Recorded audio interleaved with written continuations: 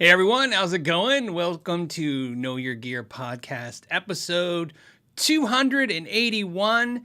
We call this the European Time Zone Friendly Edition, which is a fancy way of saying we're doing it earlier in the day, and that way it opens up a new audience for the show. There's something I love about having the weekly Friday show at the same time, and it doesn't probably seem like it because it's one day and it's only for 2 hours. But to be honest with you, the Friday show is 2 hours to 2.5 hours, maybe an hour of prep time sometimes, just to get the cameras all set up and everything set up. And then about another hour and a half to 2 hours of indexing. I timestamp all the stuff and then, and do all that stuff and then type in all the stuff and all the links. So about 5 hours is a fair estimate on Fridays. So every Friday afternoon, it's 5 hours for me. And that's fine. But sometimes I try, I have stuff happening and I don't want to cancel the show. So I go, let's move it to a different day and a different time. And instead of doing the same time, 3 o'clock on a different day, I always think like, well, let's come a little earlier and see what happens. So I love this because traditionally, when we've done this in the past, less people are here live, usually half and, or even less. And so it's a little calmer. One thing about having the weekly show at the same time is everybody kind of knows that it's happening. This one, only the people that are really paying attention saw that it's happening. So we get a little bit more personal one-on-one time.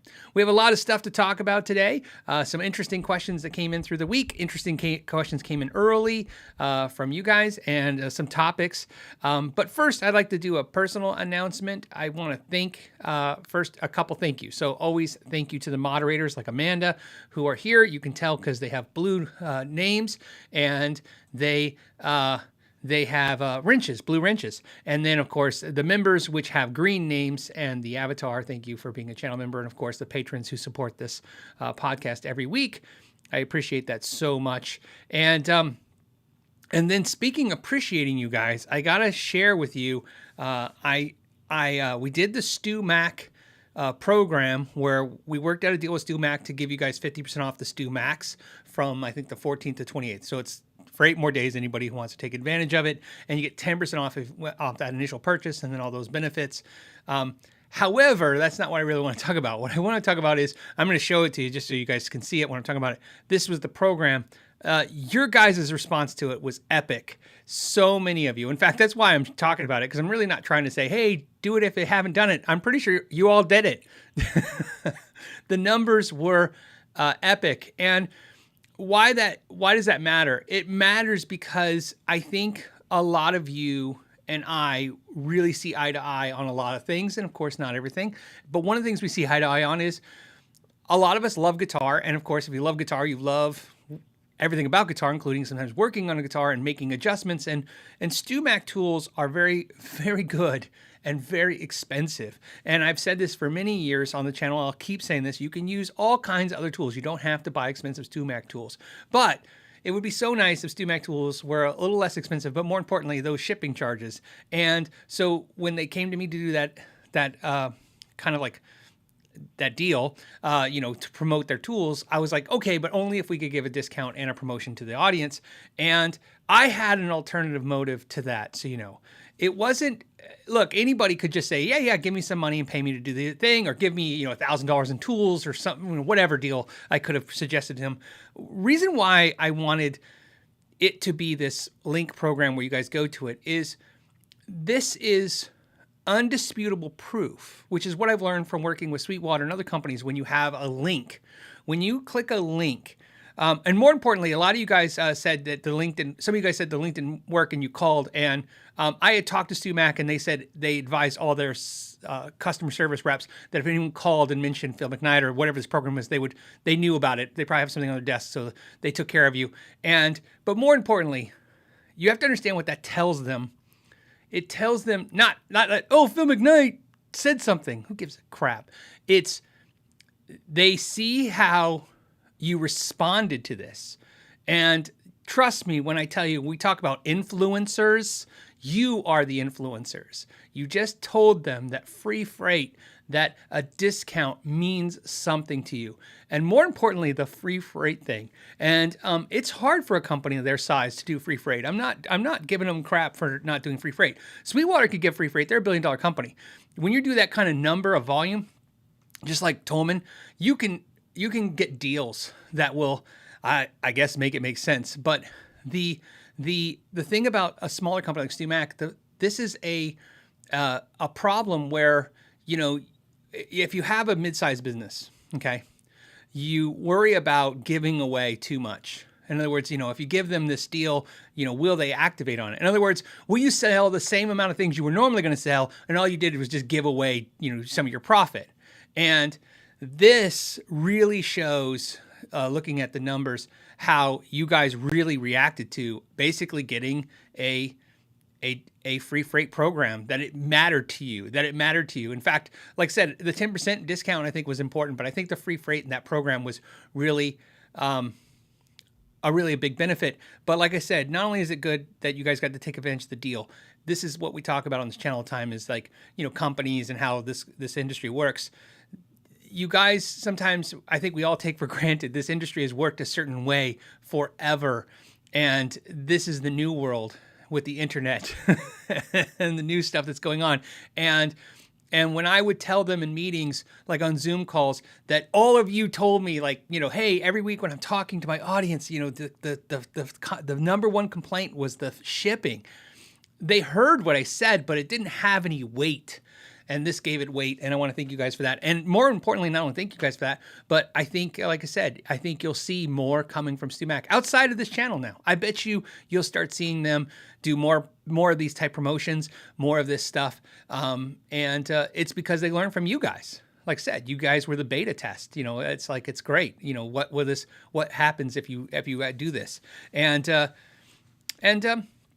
thank you guys for that. And like I said, and for the rest of you, it's to the 28th. And then there you go. You have that deal. And I am working currently on some videos. I did reach out to the StewMac guys and let them know all the tools you guys put in that video suggested that you would like videos of. I haven't heard back from those guys on that. And I already told a couple of you that emailed me directly that if StewMac doesn't send those tools, because there's a couple tools that you guys asked about that I don't have. Most of them I do have. I have about 90% of the tools you guys talked about. If they don't, the fret kisser, right?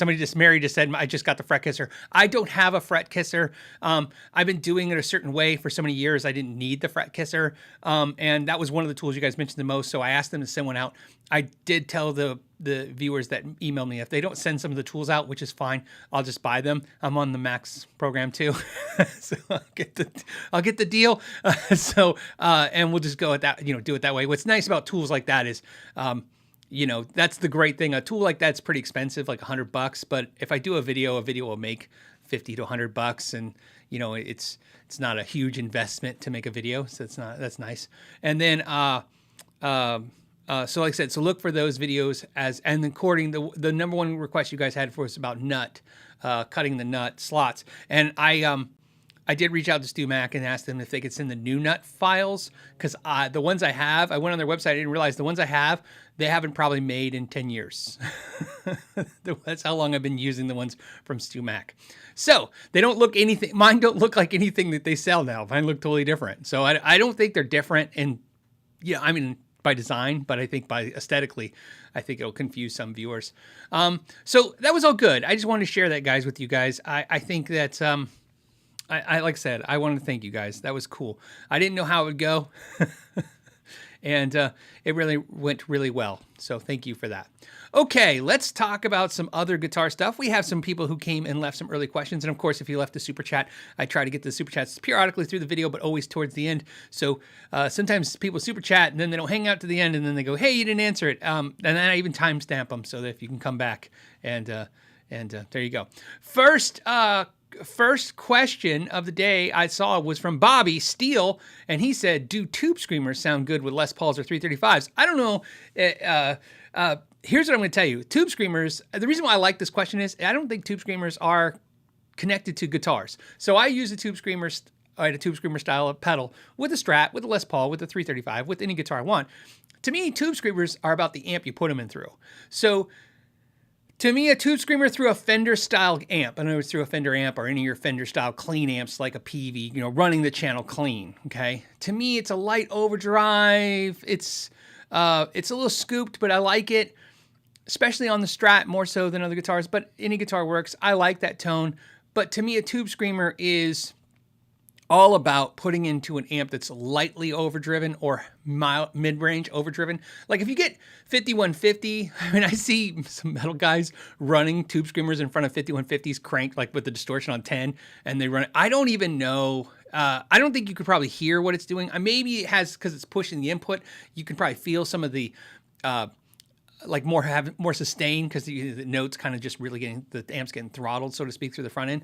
But to me, a tube screamer is about taking an amp like a Marshall style amp, or any kind of mid-range driven amp, and kind of pushing it to that next level, especially for solos, because it's not about more gain with the tube screamer. The magic of the tube screamer and the Marshall to me has never been about the gain, even though that was its intention, was to kind of plug it into a Marshall, and those guys from the 80s were definitely like getting those Marshalls to get more distortion. To me, it's about the sustain, and like everything is about how long can you make a note hang around. And a lot of people go, how much sustain you need? I don't know how much, I know it's silly when you're like 10 seconds, 15 seconds of sustain. That seems silly. But to me, especially when live, that's one of the things that I think we lose touch with a lot as bedroom players, is that you lose connection to when you did play out live or you've never played out live.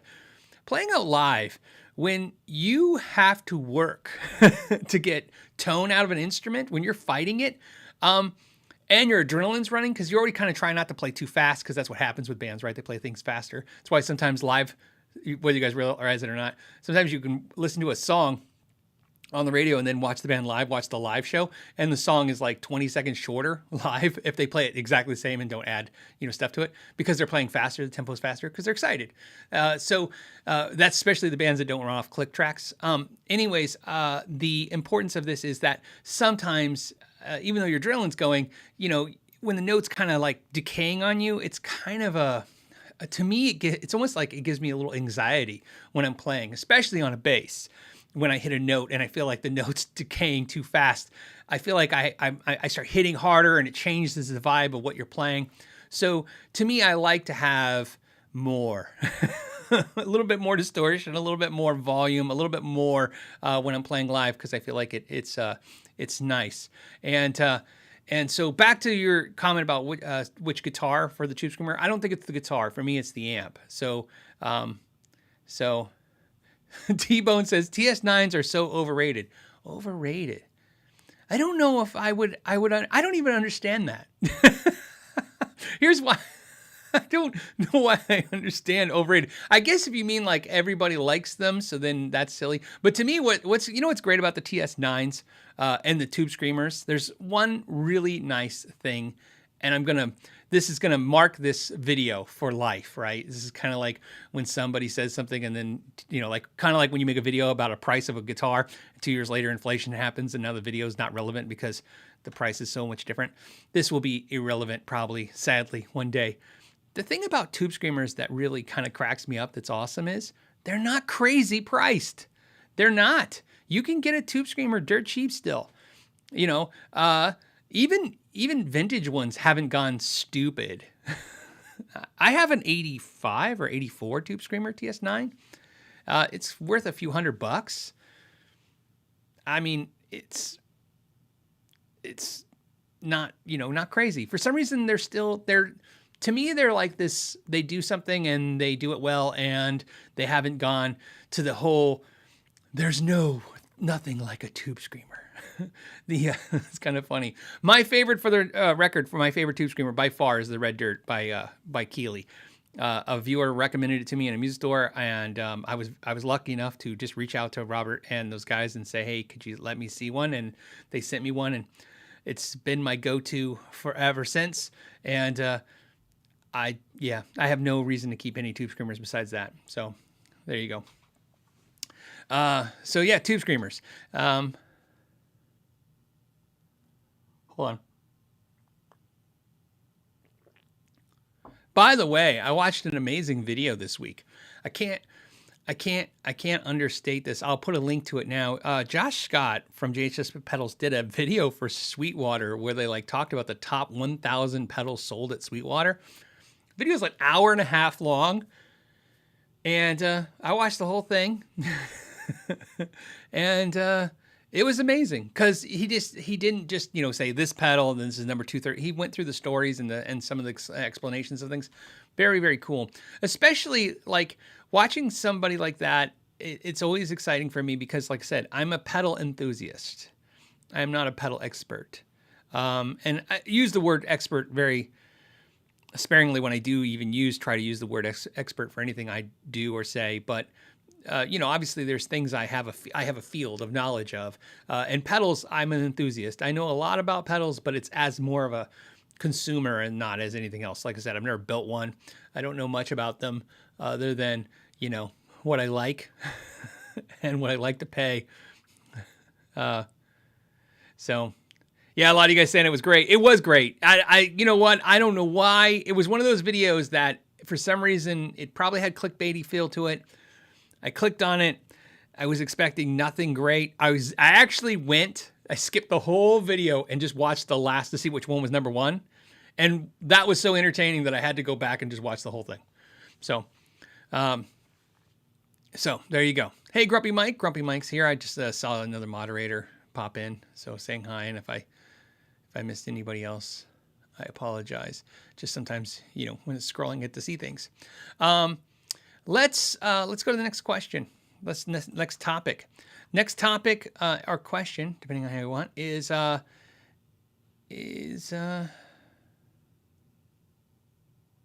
okay. Dan, this is a great question. I like it. It says, Phil, every refret video I've watched has the neck removed from the guitar. Are there special precautions to take when doing that work on a set neck or neck through? It's funny. I like this question because I realize, like, in my refret videos, I also have the necks removed. And it's because I've refretted in the videos bolt-on necks, and it's just easy. I have a little cradle that holds the neck.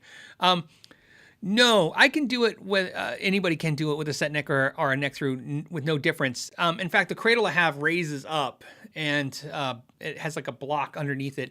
So the neck, when I'm pressing on the neck, it's cradled into that cradle, and it wouldn't cause any other damage. There's no real difference. I guess I could say here's the only thing that sucks when using a fret press, which is what I like to use because it's effective and it's easy. It becomes almost either, I don't want to say impossible, but it's very hard to use it as you get towards, and I'm doing off memory, like probably 17th fret, somewhere around there, right? Somewhere where you get the last 5 or 6 frets, somewhere on that area of the neck on a set neck or a bolt-on, because obviously the press can't get underneath there and use it like, the way you want. So you kind of tap them in. I use the hammer for that mostly. But no, I mean, it's not effectively different. I like this question because it's a nice observation. It's one of those things. And I could say very easily, like, oh, when I've done it in videos, I only did it because, like, that's what I had, to do was a bolt-on neck. But to be honest with you, it's so easy to do the bolt-on necks that's probably why I did it in the videos. Like, it wasn't even probably conscious decision. It was kind of like, if I'm going to do it, I'm going to do it on the easiest way because it's for a video, right? So the process is faster. You're trying to make this process easier and faster. So, but yeah, it's a good question. I like it. But yes, the reason it's removed from the guitar is because it's just easier. You don't have to remove a bolt-on neck from a guitar to refret it. It's not even a thing. You can, like I said, you can do it with it on there or not. It's just easier. So, and it saves you 10 minutes, and 10 minutes is something, right? Maybe 20 minutes sometimes. Jay Younger says, hey, Phil, I own a 2021 ES335 just like you. I have that behind me today. There it is, right there. It says, is there any way to do-it-yourself roll over the edges on the fretboard binding? I find rolling the edges on binding easier than wood, so that's good to know, I'm sure, for you. It says, I find them the only thing I don't like on the guitar. Oh, okay, so the only thing he doesn't like on the guitar is that the edges aren't very rolled. We talked about doing a video on rolled edges, and the problem I had was I didn't have a guitar that needed rolled edges? Well, it just so happens I have a guitar that I'm having a trouble with, personal guitar, having trouble with because the edges are very not rolled. They are razor sharp. I've never seen, I don't know, say never seen, what a silly thing to say. It's just, they're really sharp. They're really to a point. So, and it just so happens this guitar is very expensive. Why does that matter to you? It matters because I'm going to roll the edges on it, and I will videotape that. This will go on the second channel, so you guys know. So I will do it. I'll probably release it to the patrons first, of course, and the members, and then it'll roll to the second channel. Don't worry, because it's still not going to be a little while. I'm not going to get to it this month, but it will be something like in the very priority of next month to do. And like I said, I'll show you how I roll those on the guitar.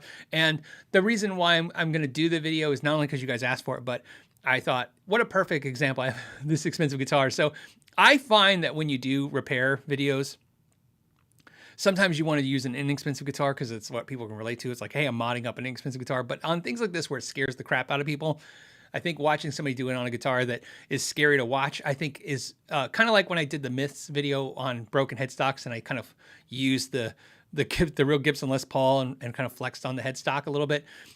I think that kind of illustrates it. You know how confident I must be that this is going to work if I'm putting at risk a really expensive guitar. And the same thing with this video. I think it'll kind of illustrate more than you know what you need to do and what tools I recommend. And I will tell you that you can do it. Anyone can roll the edges on their fretboards at home.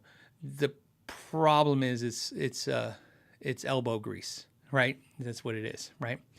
It's an inside joke with me and my daughter. Whenever I have her do the dishes or anything, I say, hey, could you come here for a minute? And she's like, yeah. And she's like, and she'll say, do I need anything? Which is her way of saying, do I need shoes? Because sometimes the kids, when I ask them to do something, they know if it's go outside, take out the trash, you're gonna need shoes.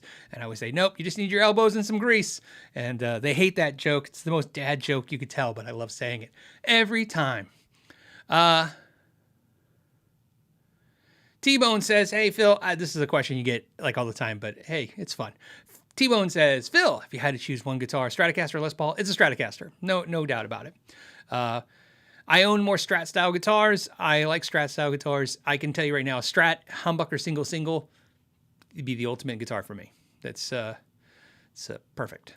The only reason I don't kind of just have one Strat with humbucker single is because I have a lot of guitars, and I have a lot of excuses to use them. It's really, really nice. It's funny when I bought, this is so dumb. When I bought the Gibson Les Paul, the 59 reissue, my wife was like, oh, she doesn't say anything negative or bad. She don't care what I do, but it was kind of funny. It took her off. Like, oh, I didn't really think that was something that was on your radar as a guitar. Remember, my wife is very versed in guitars. So I bought it and I said, well, you never know when I'm going to need it. And then when Amplified Nation sent out that $4,000 Dumble, I was like, oh, see, now I have the right guitar to demo this amp. I had mentally convinced myself this all made sense. It was all making sense. By the way, for those who weren't paying attention, that rig was amazing. And why I say that is because that is the most expensive rig that I've played on the channel. If you add up what I was playing in that video, it's afterwards, I loved all the comments. Everybody was like, oh, it sounded amazing. I thought it sounded life-changingly amazing. And I plan to do a cool follow-up to that video. It actually sent me down a rabbit hole, that amp, of I'm now determined to find what pedals sound closest to that amp and then do a video demonstrating that. Because I get it. Not everybody's in the market for a crazy expensive amp like that. Let me put it this way. I wasn't in the market for a crazy expensive amp like that. But I'm really curious, how close can you get to it with a pedal? And I know a lot of you guys are going to go, oh, try this pedal and try this pedal. And I appreciate all that feedback. But you have to understand, like, I'm not going to go off the hype of a pedal or anything. I'm literally just A-Bing pedals against the amp and then dialing them in. And that's the whole point of the video that I'm going to make, is like, which one would I honestly say is the closest to that amp? Because that amp is breathtakingly beautiful sounding. And it should be. That's what I'm saying, that for the price, it should be. That's why I was laughing when you guys all said, all the comments were like, it sounds amazing. I'm like, it should. It costs an insane amount of money. My friend just bought a pickup truck for $1,000 less than that rig cost. It's not even a joke. And what's funny about that is you guys know that even no matter what pickup truck he bought, there's no such thing as a cheap pickup truck. So it's crazy. Let's see. Hold on. Yeah, Kevin says it was an awesome video. The clean tone was amazing. Yeah, that would be the hard thing that you can't do with a pedal. You can't get that. Well, you can. I think you can. Like I said, I'm working on it. That's what's great about that. These experiences, having this YouTube adventure that I've had for a few years now, and I'm glad that a lot of you have been hanging out with me and having this adventure with me, is that, there's no world where I would have plugged in an expensive guitar into an expensive amp or done this stuff. This is not something that was ever been on my radar. And it's not that I think anybody needs that stuff.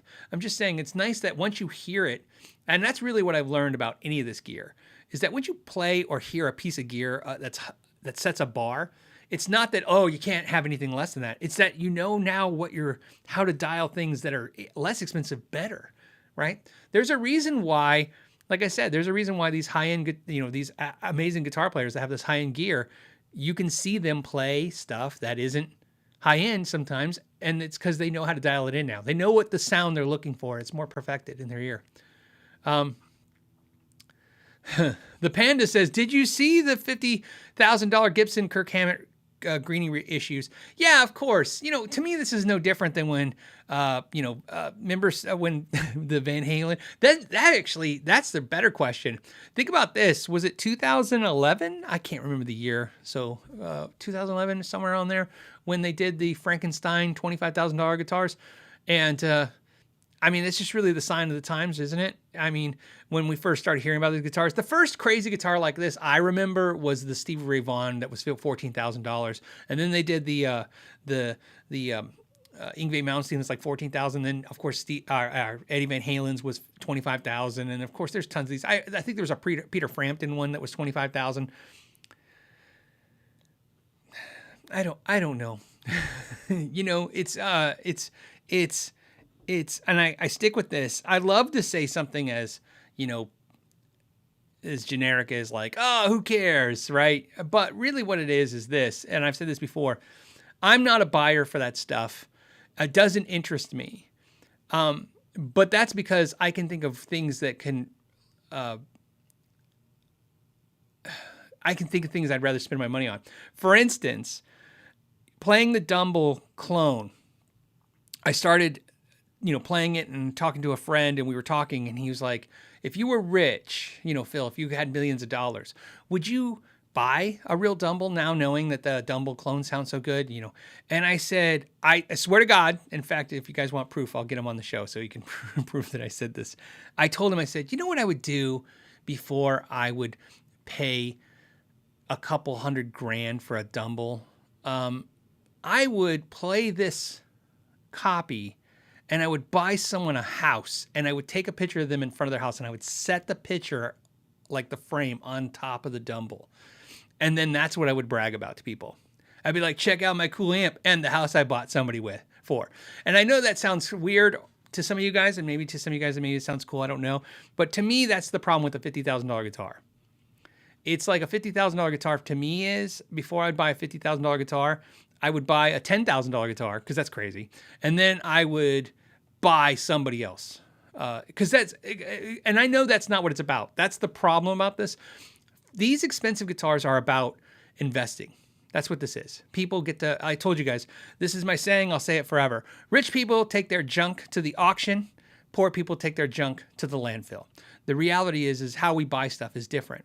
I've always talked about this. There's a video I love on my channel where a customer, at the time, I was doing heavy repairs, a customer brought me a Music Man.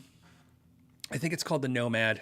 I apologize if I can't remember the actual name of the guitar. But it's a very interestingly, some say ugly, Petrucci guitar. If any of you guys think the Majesty is ugly, this thing's on another level of crazy and weird. Has diamonds in it. And I did the video because it had fret sprout, stainless steel fret sprout. And they asked me to do the frets, and I did the frets. And they said, in passing, this is when I was a younger channel and I didn't know what I know now. They said, hey, I wouldn't be hurt if you did a video about it, which is their nice way of saying, hey, it would be cool if you did a video. I did a video about that guitar. And the comments are unanimous. That guy is a moron, and that he spent $10,000 on this ugly guitar, and what a stupid thing to do. And I feel bad. And I don't know if this is true, okay? But I know he shortly after that sold it. And I think he sold it, it could be possible, because I've experienced this with other people when bringing their things they love onto my channel and showing it, is that a lot of people aren't conditioned for the comments. It takes a little bit. It's like not only a thicker skin, it takes the experience of doing this and having those kind of comments on a daily basis to know how to handle them. And so he sold the guitar. He sold the guitar for $12,000. And this is why that story is important to me. What I learned from that was he bought a guitar for 10 grand. Everybody said he was stupid. He sold the guitar for 12 grand. He had it for a little over a year. So he played a really nice guitar for a year, and then he put $2,000 in his pocket. And I thought, wow, the viewers don't know, because that's literally way better than everything that they're doing. Buying a Mexican Strat for $700 and then selling it for $5, and losing $200. This guy made 2 grand. He got paid 2 grand to play guitar. Now, here's where I didn't realize I and you, the audience, were even more freaking wrong. Because now that guitar is worth $25,000. Just a couple years later, remember my channel's not that old. This is only about 3 years ago, 3.5 years ago. So when I did that video, so you can understand, in less than 4 years, if he didn't sell it, he would have paid $10,000, played this guitar for the last 3-4 years, and then made $15,000. And the reality is, what I'm trying to tell you is that's what these guys are doing when they're buying those guitars. In fact, all this stuff is becoming, all of that stuff is no different than art and all the other stuff that people buy and flip. It's why people buy Rolexes, it's why people buy Ferraris. I have a friend, they've talked about this. He's a Ferrari guy, like a real Ferrari guy, and I don't think he actually pays for them. I think he buys them. I think this is the way I see it, kind of from my eyes, is he buys it, he drives it for, I don't even think a year, and then he sells it for either what he paid or more, and then he gets another one. And because he's like always on some kind of cool waiting list to get one. I know nothing about that world. I just understand what he's doing, because I know he's not really spending any money, and he's driving a Ferrari, and the rest of us are spending money and driving Camrys. So that's where, like I said, that stuff really falls into a different world than just guitar collecting or just guitar enthusiast or guitar playing. This becomes these products of buy, flip, make money on, and more importantly, enjoy for a period of time. That's the best thing about it. You get to play it for a little while. They're going to play this guitar. It's going to be great. And then they'll wait until it's either worth what they paid or more than what they paid. In most cases, they'll make money on it, and then they move on. And like I said, that's why I like the saying. I always say it, rich people take their junk to the auction and we take our junk to the landfill. So they're not all stupid out there, the rich people. You think that they're wasting their money, and a lot of times they're not wasting it. They're growing it and having a good time. And it's important to understand the differences. I'm not saying that is a fact that it's always happening, but I'm saying you need to pay attention to when you think somebody's wasting their money, they're actually making money. And that brings me to the second. There's another question I got that ties into this one, and I got a couple emails this week on it and last week, and excuse me, I got to find it now.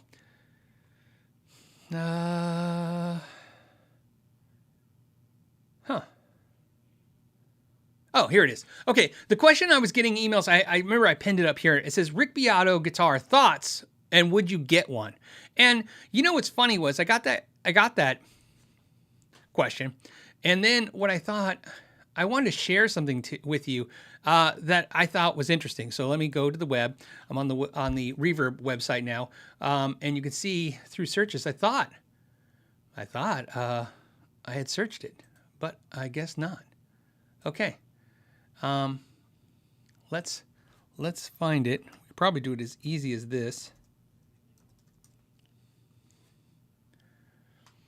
Okay, so the Rick Beato Gibson, and this is what I wanted to share with you. So I didn't know, like I said, very clear, I didn't know much about it. I know he announced it, um, the guitar that he was doing it. I thought it came out, like I said, a year ago, because again, I wasn't in the market for it, so it wasn't something I was paying attention to.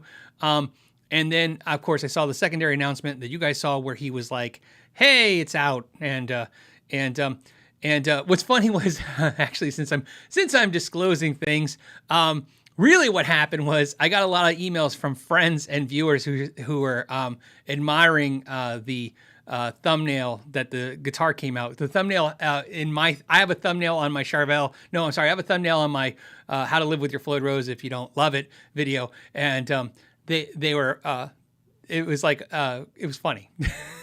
If you guys don't know what I'm talking about and you get bored, just look up How to Live with Your Floyd Rose When You Don't Love It. If you look at that video, it's that thumbnail is funny. So anyway, back to his guitar. So I didn't know what it cost. So I pulled him up and I was like, oh, $3,000? That seems like a lot. And I go, here's one 25. And I go, these are all used? I go, why are they used? Didn't it just come out? Why aren't there new ones? So of course I go to filters and I'm like, let's see what they're selling for. What am I missing here? Sold. And of course, look, they're $19.99. So it's $2,000 for this guitar. Because I was really shocked when I saw $3,000 because I went through the specs and his guitar was like, okay, it's got P90s. Okay. I didn't read, I was reading through the marketing copy. I didn't see what was different about them. The guitar is slightly thinner and it has a satin style finish, nitro finish. And of course, it looks Pelham Blue, but they said they're calling it TV Pelham Blue. I think is what they said, which I thought was a cool naming. Oh, sorry, TV Blue Mist. They call it TV Blue Mist. It looks like Pelham Blue to me. But very cool guitar. I like the vibe, and I like the guitar being a little thinner. As you guys know, I have a thin Les Paul, and I like it. But back to the weird part was like, well, if it's $2,000, and of course everybody bought them up and is flipping them, right? So I'm like, this is the new thing, and it's not new. It's just getting more and more obnoxiously rampant to the point where that's all we're doing anymore. It's weird as these new products come out. It's like every product comes out and it's either limited or it's hard to get especially because of the pandemic stuff. And then all of a sudden you go to get one like, oh, okay, let's look at it. And everybody's charging almost double. And I'm like, okay, so everything is just buy it up and then flip it. So I'm not against that, by the way. I don't have an opinion about flipping that and making money. I really don't. I don't pass judgment on people who do it or people who buy them. If you want to buy it and you want to pay whatever you want to pay, you pay it. I'm not gonna pay it, and I'm not gonna do it. But it's not so much I'm passing judgment as someone. I'm not interested in flipping a guitar like that, and I'm not interested in paying twice as much. I think I told you guys this year I bought a new truck, and every dealer I went to was trying to add on the market correction pricing fee, and it was just obnoxious to the point where I actually bought a truck. Well, I didn't. I ordered a truck, and it got in, and they sent me the text in the email saying, "Hey, your truck's in," and I was having breakfast, and I go, oh, cool, my truck's in. I was very excited. And I looked, they sent me the numbers, because they knew, you need the numbers when you get there. And they sent me the numbers, and I looked at the numbers, and the number's way off. And I'm like, what is going on? And I looked down, and there's a $10,000 market correction fee on this truck. It was a TRD Pro Tundra. And I was like, this is nuts. I already thought the truck was nuts. I already kind of felt like I was overbuying and buying something I didn't really need and paying a lot of money. And then this market correction fee. So wouldn't do it. So what truck I ended up getting was from a dealer who negotiated the market correction fee basically off the truck. Because I'm not doing it. I'm just not going to do it. I'll wait. I will wait. I didn't need it.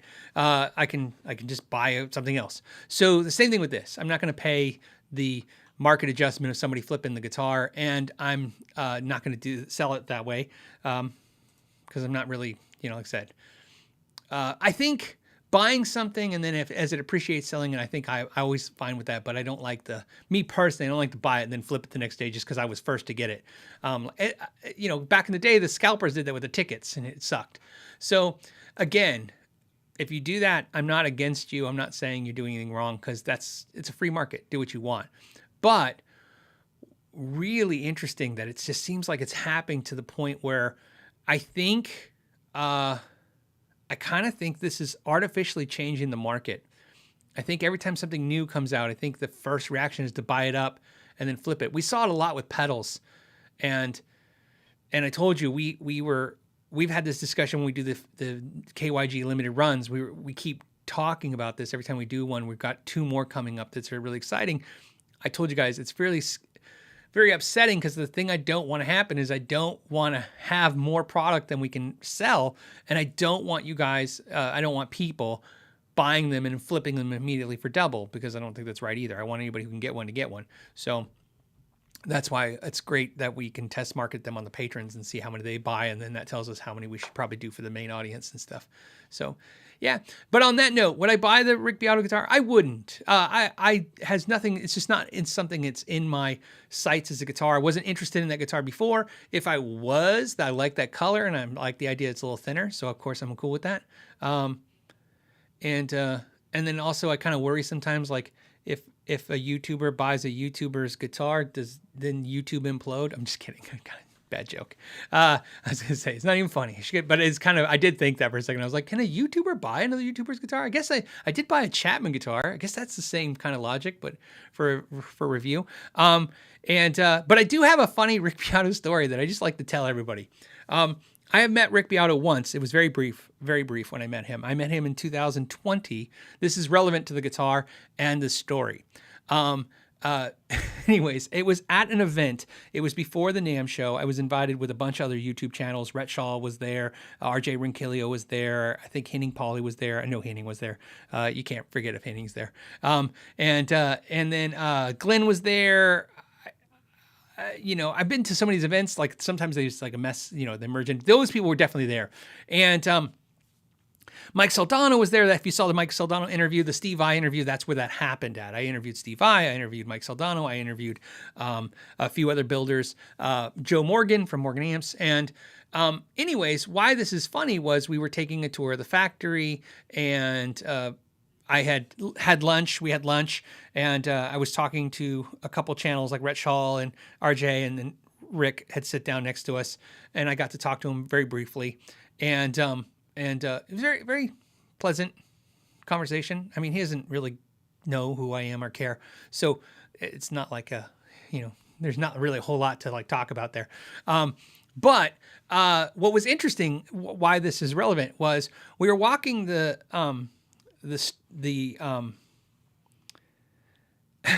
we were walking the factory. It's funny. There's a really great Rick Beato story that he told that I can't tell because I just don't feel right telling. So it's not relevant to this, but I just thought about it. I maybe got to figure out how to tell that story on one take on a show. But this story is funny because he was standing there next to me and a couple of people, and the company that we were at, the owner of the company and stuff, said, "Hey, Rick, have you done a tour of the factory yet?" And he said, "No, not yet." He goes, and again, I'm just standing there, and he says, "We need to get you a product." I'm keeping this a little vague because the bones of the story is more important than the details. So he goes, "We need to get you a product," right? And Rick goes, "Well, I haven't played one yet, so I don't know if I would actually do a signature, product." And they said, "Oh no, we weren't offering you a signature product." And I stand there and I was like, wow, what?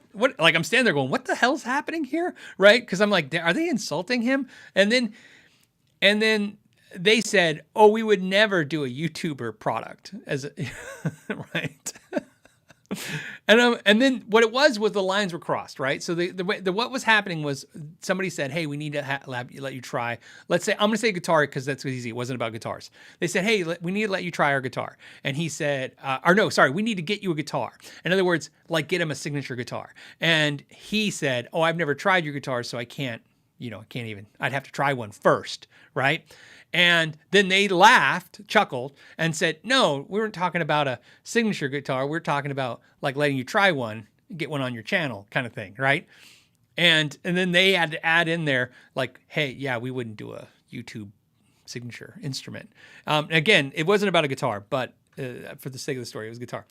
Now, what's funny is I laughed, and the owners of the company said brand was standing there. Rick had left to do the tour with somebody else.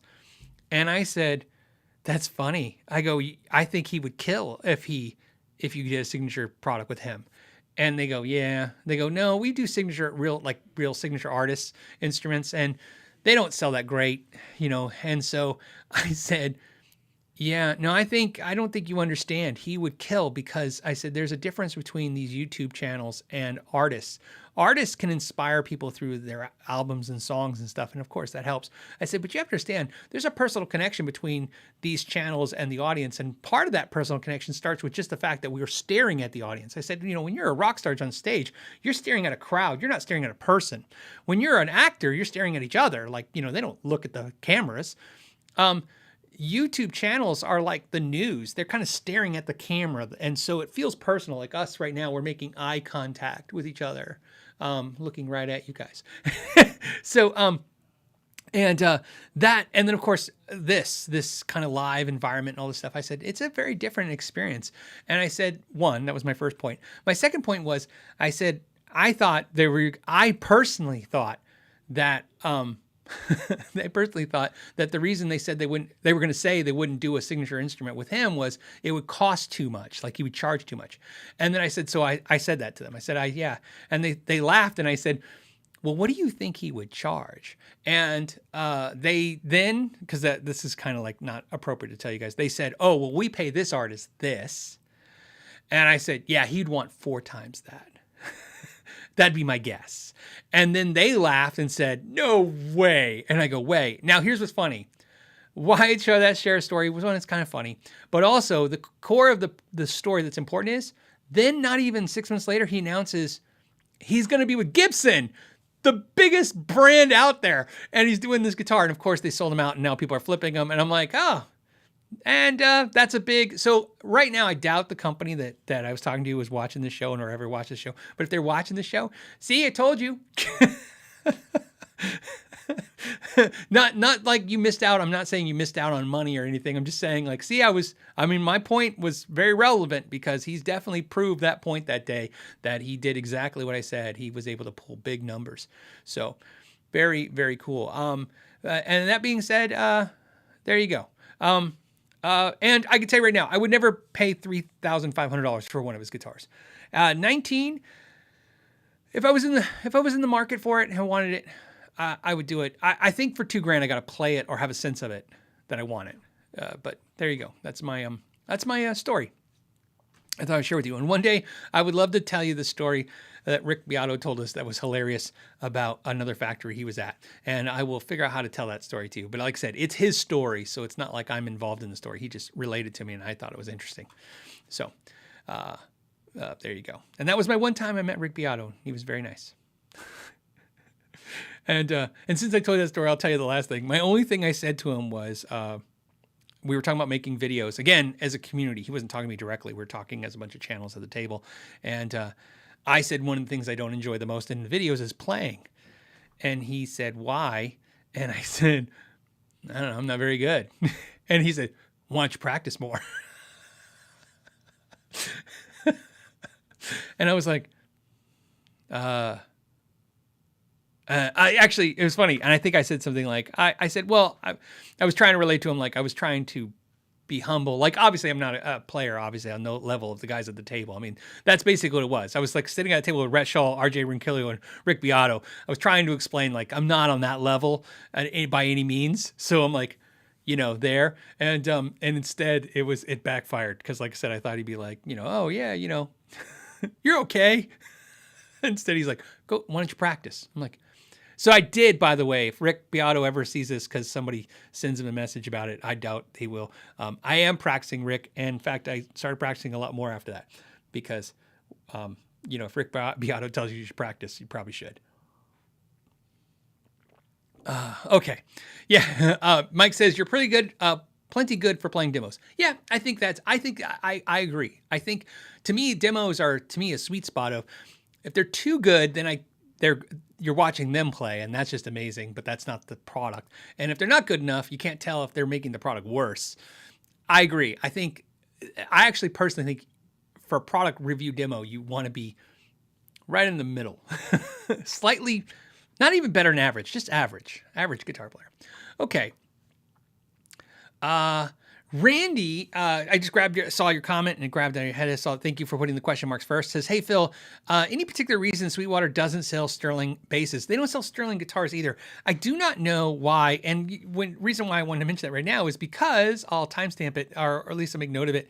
And I didn't ask Sweetwater when I was there, and I forgot to, because I thought that was really important. I don't know why, because they carry Music Man and they don't carry Sterling. So I'm not sure what the decision... Excuse me, a little hiccup. I'm not sure what the decision was there. I do know that Sterling, this is what I know about Sterling if you don't know. Sterling instruments are made by Praxis. It's a different company than Music Man. So it's not like Paul Reed Smith Guitars has the PRS SEs, and Jack Higginbotham runs PRS SE at PRS. And, of course, they have Cortec make them, and then they go to PRS for setup and stuff. My understanding, and again, things change, and this information could become dated, but my interaction with Sterling and Praxis, the guys at Praxis, which I'm pretty sure Praxis either through family connections or just flat out own their Orangewood, which is why you'll see like a channel like mine. I did Sterling, and then all of a sudden I did Orangewood, because they were talking to me about Sterling, and then they're like, hey, would you like to check out Orangewood? That's how that came about. A lot of channels you'll probably see a lot of channels, if they did Orangewood, they did Sterling, because those are connected that way. That's how this works. Once you have a relationship with a company, you're like, hey, what other things can they send you to do videos about? So, so Sterling is Praxis. So my guess is that not only does Praxis make those instruments, and Praxis has made instruments for a ton of companies. They used to even for a short time do BC Rich. Praxis did the original OLPs too as well. So Praxis does Sterling, and I'm pretty sure Sterling goes from the factories overseas to the U.S. in Praxis facility. And I would imagine, and other than a couple minor examples, like I'm pretty sure if they still make it, the Jared Dines Sterling guitars, that's why they were sold direct from Music Man to consumers and not through dealers. I think those were held in-house, in other words. But I think if you go to Music Man's facility, there's not like a warehouse full of Sterling. Sterling's held at Praxis. So I think Praxis opens them, checks them, sets them up. The ones that were sent to me, the Sterlings, and I've had 4 Sterlings, I think, 3 or 4 Sterlings sent to me. All of them were sent to me by Praxis, from Praxis, and adjusted setup from Praxis. I have no relationship with Music Man, because Music Man Sterling is not connected to Music Man. So although I have a good relationship with Sterling, I can reach out to Sterling Music Man, which is Praxis, and say, hey, let's get a guitar on the channel. I cannot get a guitar from Music Man on the channel. That's why I bought every Music Man on the channel. I met the Music Man guys, and I started the ball rolling on a relationship, but I haven't had any response to any emails. So we'll see. They get busy. The last thing in their highest priority is not some random YouTube channel who wants to review their stuff. How are we doing? We're doing good. Okay, let's get back on to the next subject. This one was I think it's from Jeremy. He says, and I could have it spaced wrong, so if it's Jeremy, if it's not you, I apologize. Any advice for playing or caring for a Les Paul with a headstock repair? If your headstock repair was done correctly, you should have to make no adjustments to that. It's fine. So, yeah, don't drop it again. Some people will go, it's stronger than before. I wouldn't drop it. I wouldn't test it by dropping it. But what I will tell you is that anything that would break a headstock will break it after you glued it, but nothing less than that. Does it make sense? So to say that it's stronger is important. It's important because a lot of people tell you it won't break. It won't break where they glued it. That's technically true because the glue is stronger. However, what I would just say to keep things safe is if you have a headstock repair and it was done correctly, then whatever you would do to a normal headstock, good and bad, you're fine. You don't need to take any extra precautions. Just play the guitar and enjoy it. Rock stars. Think of this. Dimebag Darrell broke off the headstock off his guitar 3 times. There's stories about that. They break them off and they put them back on. So, I mean, it's not a big deal. I couldn't tell you all the headstock repairs I've done. I don't think I've ever had one come back as a problem ever.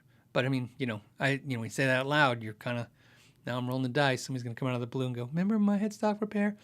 But yeah, they're pretty safe and strong. Okay. The next subject that I grabbed was from Battlin' Buck. Hey, Phil, where can I find an electric guitar with a wider string spacing than 43 millimeter nut? Why is it so ignored, although important aspect of the neck? You're not the first or going to be the last person to ask me for a wider neck. There are guitar companies that make wider necks. You said electric guitar. So, of course, acoustic guitars have much wider nuts. And, of course, classical guitars are going to be pretty crazy. 50 millimeters, I think, on a classical guitar neck. I think maybe 52 or 53 millimeters will get that wide. That's, so I'm pretty sure I'm right. Those numbers are pretty darn close. What's a millimeter between friends? So, but on that note, let me pull it up so you have it. If you can't find a brand that makes a wider neck, just be aware that Warmoth makes them. So you can buy a lot of the Warmoth necks in different widths. And obviously 41, 42, they call it the modern medium, 43, which is, what you're saying is standard. The wide is 44, but then the super wide is 48 millimeters. So that's pretty wide right there. As you can see right there, 48 millimeters. Like I said, 48 millimeters super wide neck. A classical guitar is going to be 50 millimeters to 52 millimeters, something like that. So like I said, it's going to feel pretty substantial to you. I have recommended this neck. Oh, sorry guys, I got to get back to my screen. I've recommended this neck to others in the past. It has worked really well. It is a really good idea to get a neck like this if you have a Squier or Mexican-made Fender or some kind of guitar that you can generically put this neck on before you buy some expensive guitar, because that's usually what it is. To get a neck this wide, a good friend and customer named John really wanted this wide neck, and I suggested this neck to him. He bought one. He absolutely loved it. It became the thing. He couldn't even play his other guitars, and then he had a builder build him one, and he knew exactly what he wanted. So, yeah, Eddie says 48 millimeters. Is that 7-string standard width crazy? Basically, yeah. But you can understand some people have big paws, man. That's just how it works. Big digits, big fingers, big hands. We all come in different sizes, and and that's why, like I said, that's what's great about guitar necks. Sometimes your small hands, it's a pain in the ass, and you want a smaller neck, and sometimes you have bigger hands, and it's a pain in the ass, and you want a bigger neck. So,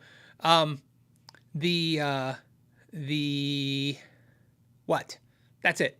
That's my advice to you. Check that out. I just wanted to recommend that to you and let you know that I've had experiences.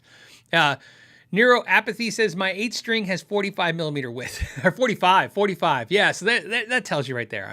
It can get pretty obnoxiously wide. That's 8 strings, but somebody probably is going to ask this, because I always get asked this whenever we talk about this. Could you buy a 7-string and convert it to 6? You absolutely can. I've actually done one for a customer.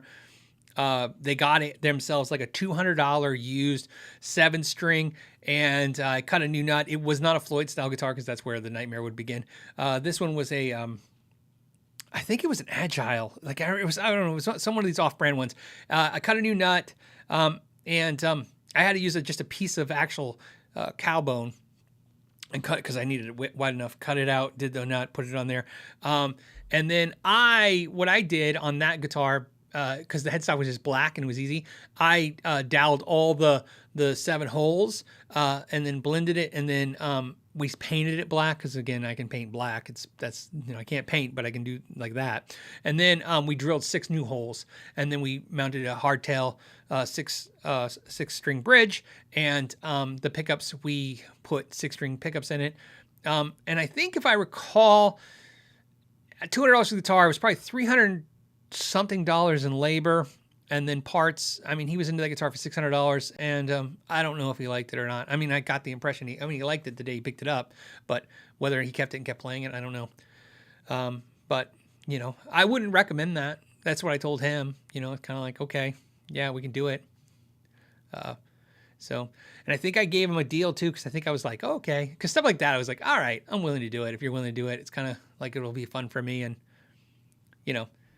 sometimes, take you away from the dreary, like, okay, we're setting up yet another Squire. You know what I mean? You get used to certain guitars always coming in for the same things.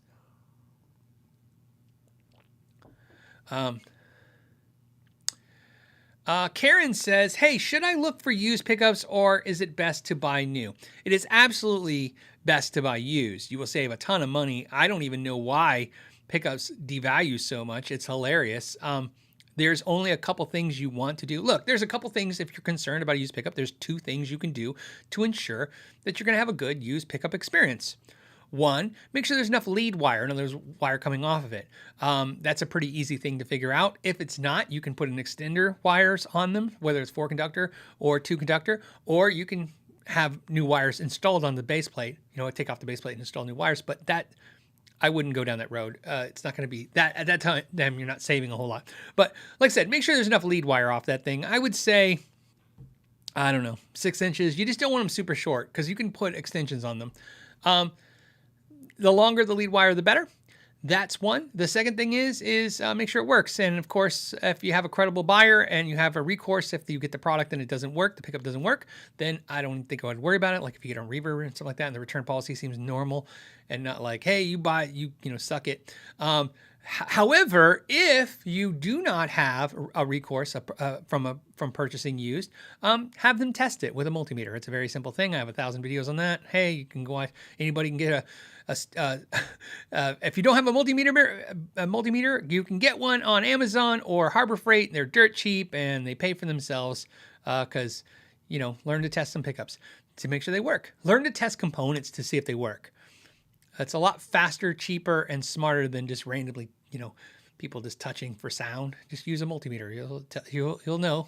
You'll know if you're getting signal through it. So that's it. And yeah, absolutely. I buy most of my pickups used. Save a ton of money and get better quality pickups. Sometimes you can get really cool older pickups that are nice before they make certain changes. Because remember, pickups are no different than anything. They're not, the new ones aren't not as good. It's just sometimes they have to change components for physical reasons because they can't get certain components anymore. And there's something cool about having the older ones. And then the Hopo says plenty of fake used pickups out there. Well, this is absolutely true. This is true. There's fake everything out there. Again, that's why, like I said, you want to use a credible seller and credible site so that you can do that. It's very easy to verify if a pickup's real or not. When they copy pickups, they're not very good at it yet because all they ever copy is the aesthetics. So the things will make sense real fast when it doesn't meter out the same way. It's not the same type of wire. But again, I would stick with Reverb on used pickups. That's where I get mine. And again, from credible sellers with a history that you can trust. That's about as simple as it gets. That's way better to me than all the other things, like having to test pickups. I haven't worried about all that stuff. Like I said, if you have a recourse, or if you get a defective product, you have a recourse, a place to go for a solution, then there's not a whole lot of risk on a thing that can cost you $50 to $100. I mean, let's just be honest. I know I'm not saying $50 to $100 is not a lot of money. I'm just saying, taking a risk with $50 to $100 on anything that has an ability to go back and have some kind of resolution to your problem is not the biggest chance to take in life. Yeah, Tyler says buy the seller, not the item. Absolutely. I agree with you 100%. Like I said, I assess the sellers more than the product every time. That tells me everything. Okay.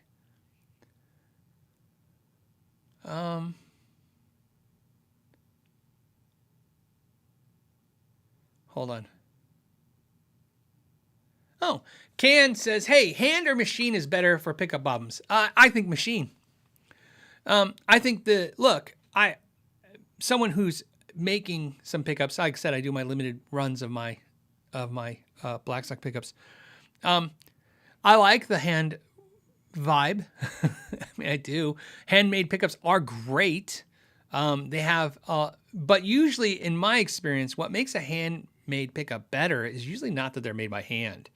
It's usually that when you make smaller runs of pickups, you have less access to cheaper, crappy materials. I mean, so that's what I'm saying. Like when you look at a lot of machine-made stuff, I mean, I'm not talking about like how Gibson's going to make their pickups or DiMarzio, Seymour Duncan. I'm talking about like, all these off-brand guys. they have access to buying in bulk. And when they buy in that big of a bulk, they can change specifications to the point where they can go, okay, let's go with a different kind of wire. Let's go with a different kind of bobbin. But that all being said, I think, me personally, I would bank on a machine making a better pickup than a person, in my opinion. One of the things I loved is a couple companies over the years, including Paul Reed Smith Guitars, have kind of like dabbled in the idea of marketing this idea that they can make a pickup consistent, right? Tune capacitance inductance to me is just basically saying consistent. It's like when somebody says, I fine-tuned this, right? They finely tuned something to, right? This is finely tuned. Tune capacitance inductance. Obviously, the pickups have capacitance and they have an inductance. So the fact that a pickup has capacitance inductance isn't new. So what is new in the tuned capacitance inductance statement? Tuned. Tuned means exactly that, right? It means precisely calibrated, right? Tuned is, I would say it's a slang term for calibrated, right? It's tuned to this, right? Like your guitar is tuned to something. So tuned means that specifically that they're making this pickup a specific way, but more importantly, they're doing it consistently. The marketing on that is fancy marketing to basically say that I think what PRS Guitars is trying to say, and some of the companies have done this too, including Seymour Duncan, DiMarzio, and a few others, is that they can make a pickup exactly the same over and over again. It's a very hard thing. I've told you guys, when I make pickups in small batch runs, it's very hard to keep them consistent. As consistent as I can. And I get them pretty darn close, but I do that through the crappy way of sometimes I have a lot of pickups that are outliers that are just, they're my spare parts to go back and use them, recannibalize them for something else, or they're just dead. And so they can give you consistency. In pickups, this idea that there's a magic pickup, sure, of course. Magic meaning, yeah, is it the right one? It sounds great, sure. Can it be replicated? I absolutely think it can. I think anything can be replicated. It just depends on how much money it costs to replicate it. But in most cases, it's cheaper to replicate it. So that's where I think the machines are better. But for some reason, the guitar community hates that idea. Consistency and the guitar community are at odds. The more a company talks about the fact that every single guitar player will have the same good experience, the more the guitar players think that's a bad thing. They're not entirely wrong, but they're definitely not right when they say and think that. And they definitely think that because every company has been beaten with that mentality of, oh, they're just generic or they have no soul. Geez, that's one. Like if you make your guitars to where every guitar is the same, they go, oh, it has no soul. Or I say soul, let's say we call it personality, right? It has no personality. Sure. But what they forget to tell you is that when guitars have personalities, what you forget is a lot of them, just like people, have bad personalities. Sometimes when guitars aren't consistent, you get a bad one. It sucks. So although it's nice when you get the good one, let's be honest, whenever we talk about good anything, it means very few of you are getting it. It means that most of you are getting something that's average or less than average. So consistency is the best way. And through the years of going to factories, what I will tell you is that the factories that impress me are the ones that can seem to focus on that and getting a good product. Notice I don't say great because it's like, it's just, they're looking for the C average. They're looking for a good product every time. And I find it is consistent. Our consistency is the value. And if you don't understand how hard consistency is, I just saw somebody said JB in 59 has soul.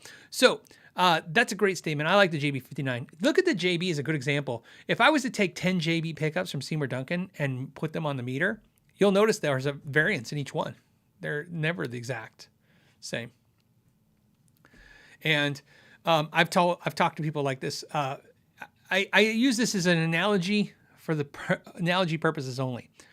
Let's say that you make a product, and in this analogy, we're going to say that the product puts out just this generic number, puts out a 6, okay? And the company says that's our goal, is to make the product put out the number 6 every time, even though I'm holding up 5 fingers. And if the pickup, in this theory of the pickup, if a pickup puts out a 7, we can pass it from QA. So it's good enough. And if it puts out a 5, we'll pass it. Okay. The variance of 6 to 5 and 6 to 7 is not very much. I'm using, like I said, this is a pickup analogy. So that's fine.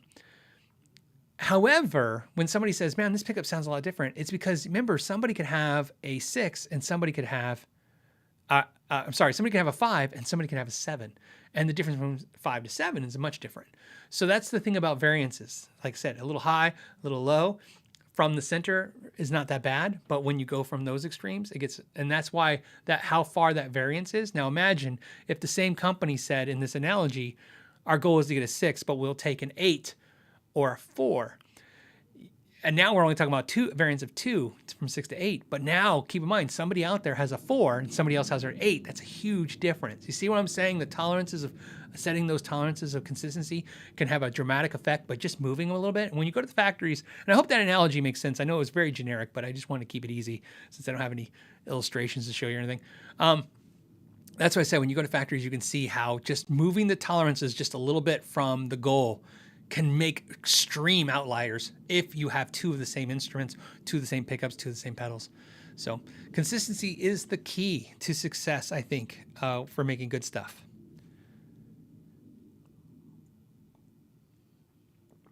Okay, Don says, hey, Phil, can you recommend a guitar stand that will not damage a guitar with nitro finish? I had a bad experience with a Gibson Les Paul Special in a fret rest stand. It left marks on the body. I only use String Swing and String Swing style products. I am not sponsored by String Swing. All these hangers are String Swings. I use the Zither stands, which I've done a video on. They make their stands in Texas, and they use String Swing hangers. What I will tell you is I have Gibson Custom Shops, Fender Custom Shops. I'm only saying this for illustration purposes of my what do you call it? I don't know how much I believe in this stuff. My ES335, there's some expensive guitars behind me hanging on the wall that are nitrocellulose lacquer. Oh, my PRS Blue PRS is nitrocellulose lacquer too. Those guitars are nitro. They are on the wall. They are on my String Swings. They cost me a lot of money and I really, really care about them. And that's what I use. Does that mean that you will never have a problem? No. What I will tell you is some people say use a cloth, like cotton cloth over them. I don't do that. I don't have anything. Like you said, you can see they're just on the stand, on the hangers, which again, the Zither stand would be the same exact hanger as what's on my wall. And what I will tell you about nitro is that it's just important to not leave it there for extended periods of time. What's extended periods of time? I'd say a week, yes, and a month, no. In other words, anywhere in between that, you find the sweet spot. But if you put it on a hanger for a week or the stand for a week, no problems. For a month, I might start getting nervous. You got to understand what's happening, okay? What's happening when what you're seeing the marks is that's actually heat. The nitrocellulose reacts when it's deprived of oxygen, and that's why what the hanger is made of is important, because certain types of materials, just like putting a plastic bag over your head, you can't get oxygen anymore. The rubber pushes against the finish on the guitar, and the finish reacts to that. It gets superheated. It's pretty generic, but it's the way I understand it. And the importance of this is that the hangers and stands I use don't seem to have that effect, and haven't in all the years of using them. I've never had an experience like that. However, what I will tell you is that what I'm saying to you is don't message me a year from now saying, hey, I put it on for a year and I got 2 little light marks. I'm like, well, it's possible. It's possible. It's just not very likely, but it's definitely not likely if you move it every once in a while. Like I said, play the damn thing. Just play it. Just give it a break. Just let it play for a second. And that's it. And that's it. And keep in mind, like I said, no problems with mine, and I trust this stuff. Both String Swing and Zither, but more importantly, String Swing will not put I've talked to the owners of String Swing, sweet people, great company, small little company in the U.S. They make all their stuff in the U.S. Best thing I can ever tell you, this is absolutely true story. That's why I love telling it. I went to them one day. How I met them was when I had my store. I was walking the NAMM show. I saw their booth. I was a dealer for them. I bought their stuff, but mostly you buy it from third-party wholesalers. I walked up to him and I said, hey, I just want to let you know, thank you for making a great product. I use it unconditionally. And what I loved is it had good margin on it as well. And which was tough because Guitar Center would sell them for half of everybody else. but people loved them, so they would pay, a small dealer the right price, or the price we needed to sell it at. And they said, thank you for saying that. They said, and the good news is obviously you don't have to compete with Guitar Center anymore. And I said, no, Guitar Center carries your stands. And they go, as of this show, they don't carry our stands and hangers anymore. Guitar Center still does not carry their stands and hangers in their stores. And the reason is Guitar Center went to them and basically at that time, I think they were charging, this to tell you the time difference. I think that at that time, the hangers were selling for $3.88. I think it was in the high $3 range. It might have been in the low $4 range, but it definitely was not higher than that, right? So I was paying let's say $4 per hanger, and you could sell them for $7.99. That's double your money. That was pretty good for a little small dealer, right? Put 4 in, get 4 out. That's good. So, and I guess Guitar Center said, no, we want to pay $2.88. And they said this year we want to lower the price, and String's like, no, we're not going to do that. We can't do it. There's no margin in it. And then Guitar Center told them to go to China, and they refused. They didn't want to change, and they still haven't changed, and they still make them. And I applaud them for that. They make quality product. And what's great about that is, I've been using it ever since I can remember. So that's why I recommend them. It's one of the few things. There's probably 3 things that I can recommend and feel that confident about, and that's one of them. So that's my suggestion to you. And there you go. I was going to say, tell them I sent you, but I don't, like I said, that they might not even know who I am anymore. Isn't that funny? So I don't know. They might go, who's Phil what? Okay. We're doing good. Okay. I think I got the majority of the Earl risers I was trying to get. What are you guys talking about? Again, if you're trying to direct any subjects or questions towards me, put the question marks first. And then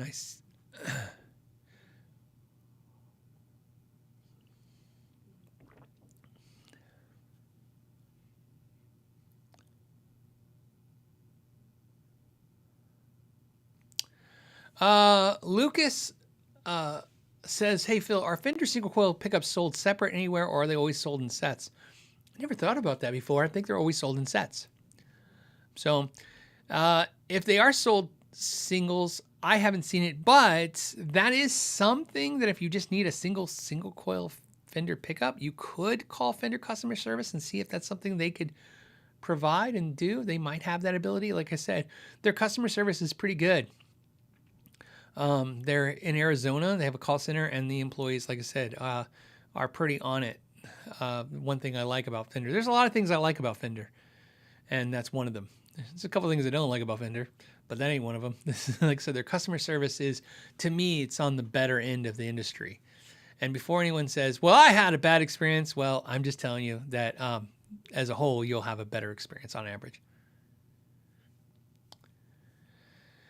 Simon wants to know, what's my favorite whiskey? I just wanted to answer it. It's funny. I am Woodford is what I like. I have tried all kinds of whiskeys, and I told you, I'm assuming Simon has been watching the channel and the podcast for a while and knows that a couple years ago, my buddy Ralph and I started experimenting with whiskeys and buying different whiskeys and trying them. And I even bought some crazy expensive whiskey. I mean, it was crazy. I mean, there was a couple expensive ones, but there was a couple like, this is ridiculous expensive. And that's what I decided I liked. And it worked out because I can get it at the Costco. So that's what it is for me. I call it the soccer mom size bottle. It is huge. It is ginormous bottle that you get at Costco, which is cool. But I don't know if you guys know, I'll just tell you, my buddy Ralph comes over every Saturday. It's kind of like an open invitation. He just comes over and we usually barbecue or cook something. And the first thing he does when he gets here is he's got his own cup. I'm pouring myself water or whiskey. Maybe it's whiskey. No, it's water. And because my coffee is getting cold.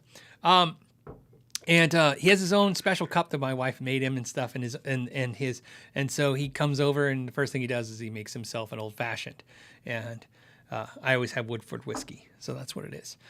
Some of you guys are going to probably have some great suggestions. I'm sure there's better stuff out there, but I'm not going to lie, I'm not a big whiskey drinker.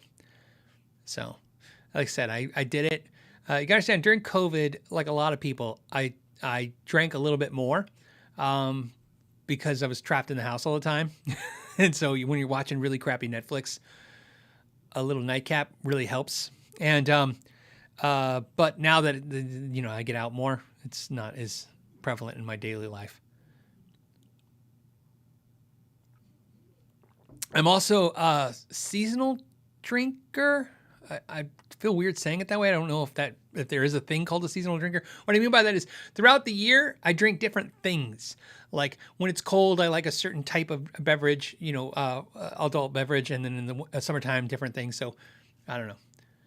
There you go.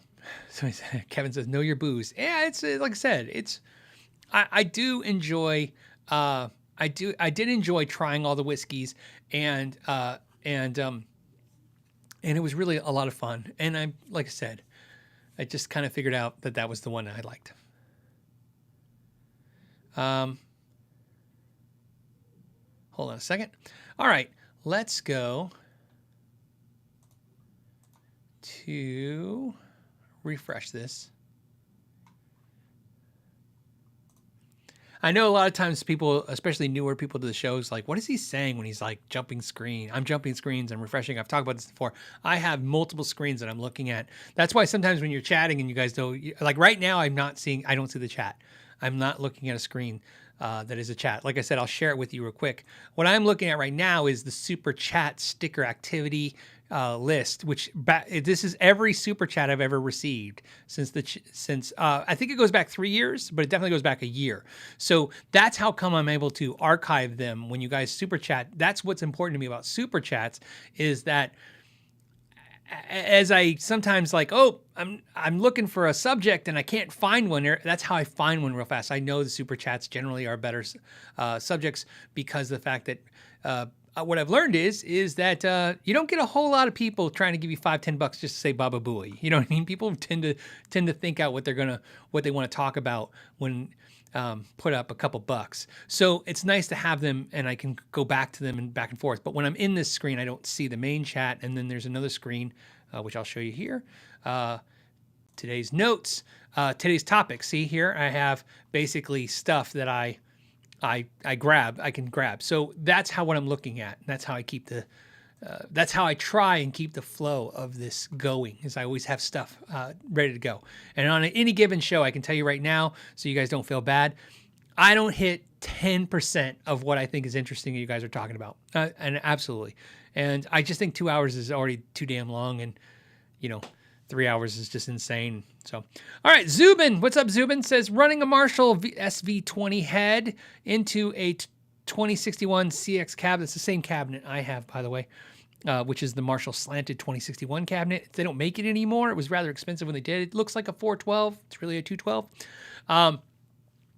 It is fizzy.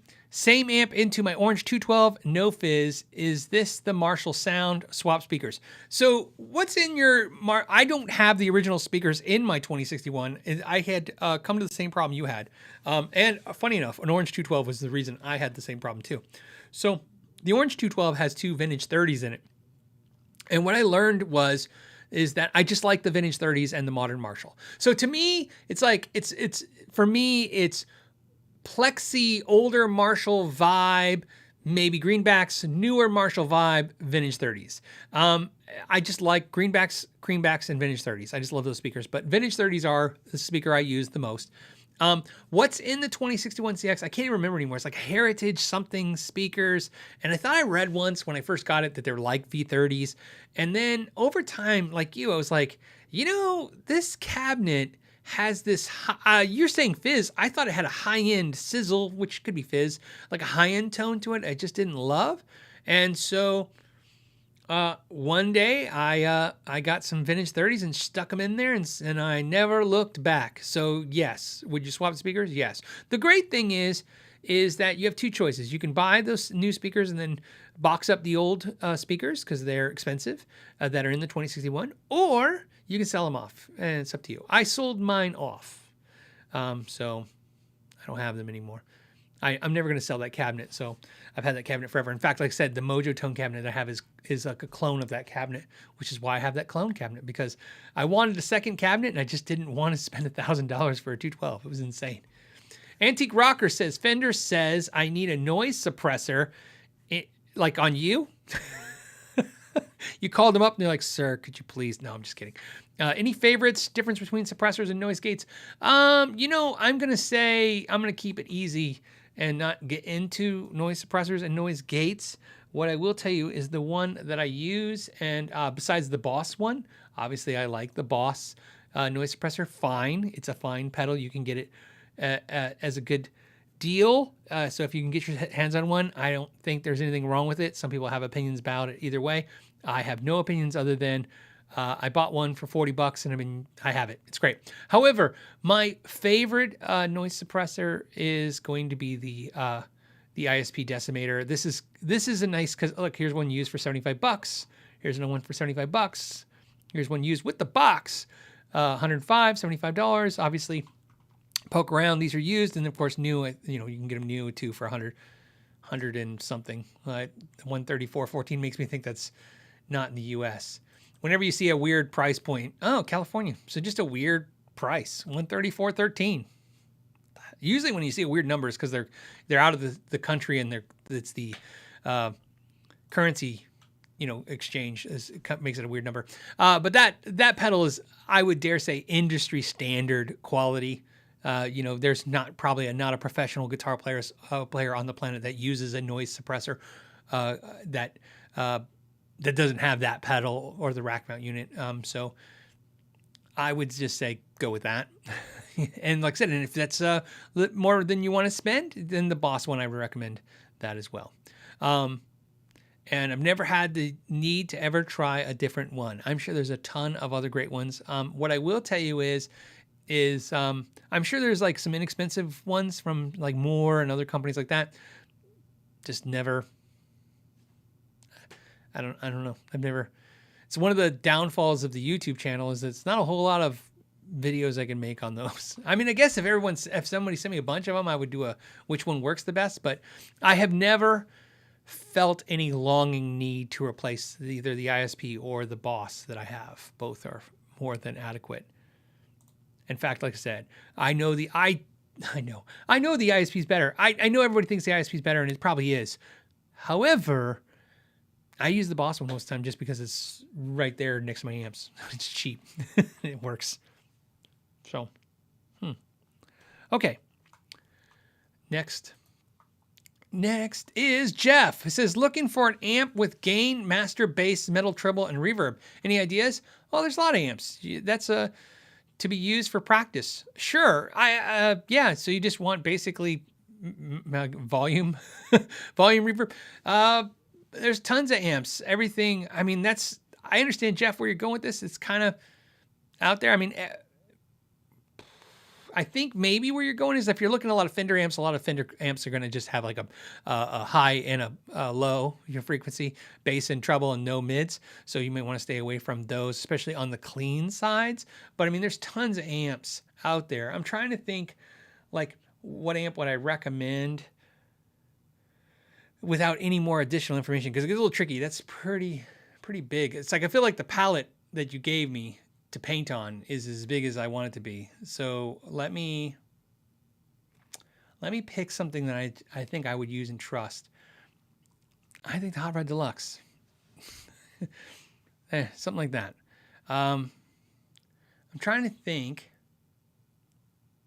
I mean, yeah, the Tremonti amp's really good. I mean, I've reviewed a ton of amps.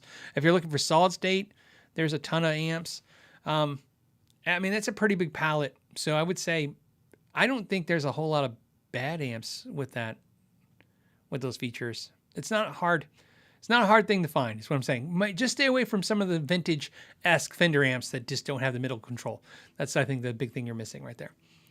Brandon says, first time, long time. I love your affable worldview about how gear passion fits into the big picture. Your guaranteed kindness and integrity. Thank you. I appreciate the compliment. It was really nice of you.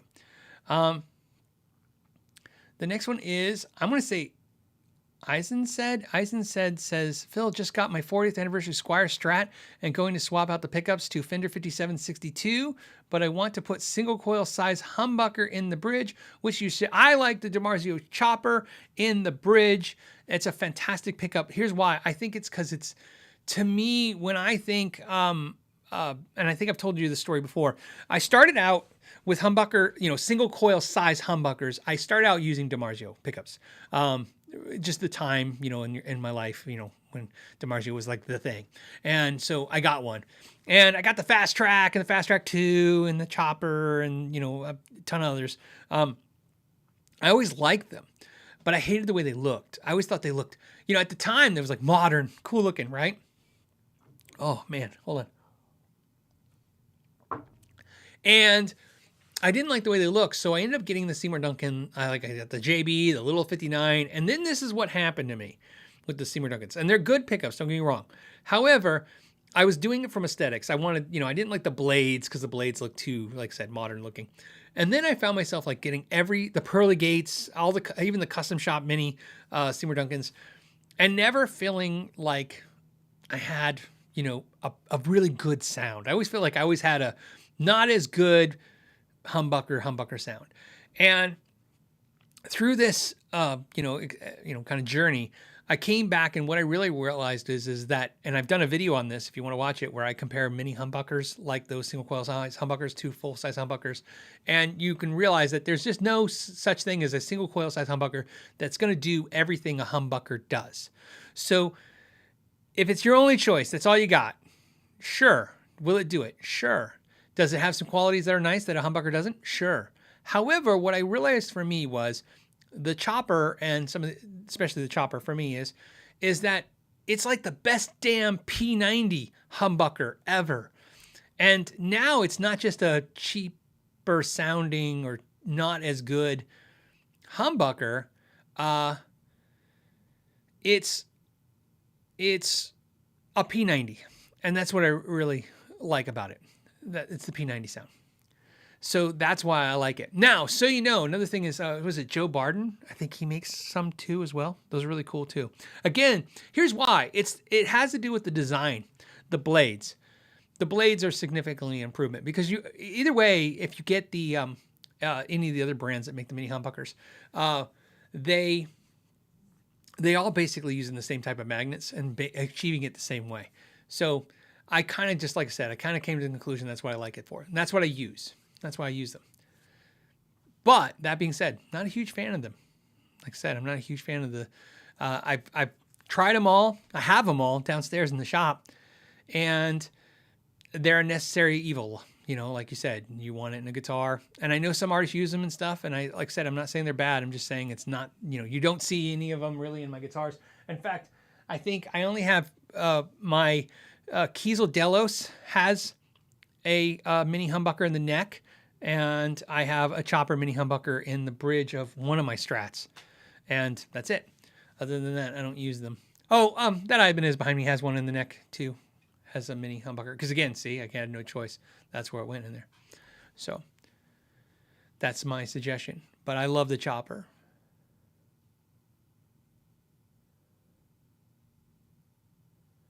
Okay, I'm reading this question. Sorry, Kevin says, what is the best valuation tool for guitars and gear?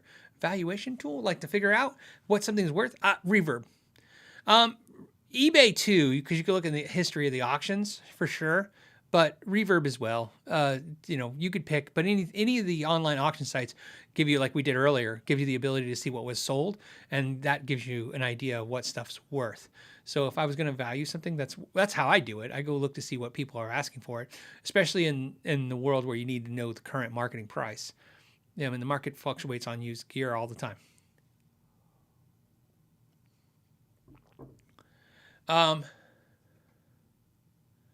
Grumpy Mike says he's playing hooky from work. Good for you. You know what? I have no problem with that at all. I plan to do it soon as well. not next week. Week after, I'll probably think I'm going to do it. Landon says, "Hey Phil, did you ever mention the rescue strat video?" No, I didn't.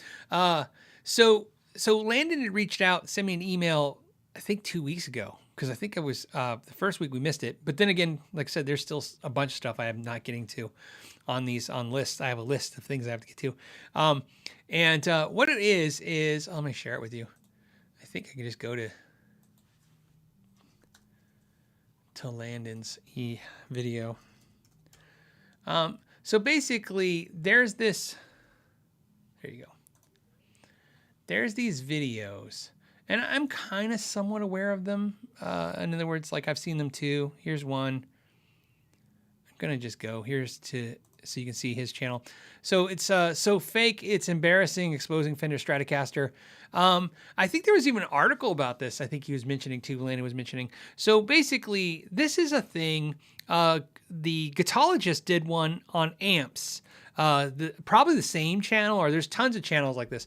If you haven't seen it, like there's tons of channels where they're like, they find an old Hot Wheel, or they find an old, blender, or they find a guitar, and they find all this stuff, and it's like caked in mud, and and it looks fake as hell. Every time it looks so fake. And I think it's about people, I think it's like ASMR. I think people just like watching the process of something get fixed. Because I would watch one of those every once in a while, watching them going, I'm not sure what it is I'm getting out of this, because it's like, obviously it looks fake and staged, and it's not really like a repair thing. It's more like they're just cleaning off mud and cleaning stuff. And some of the stuff they do doesn't even make sense. In other words, like they would do it and I go, well, that wouldn't do that.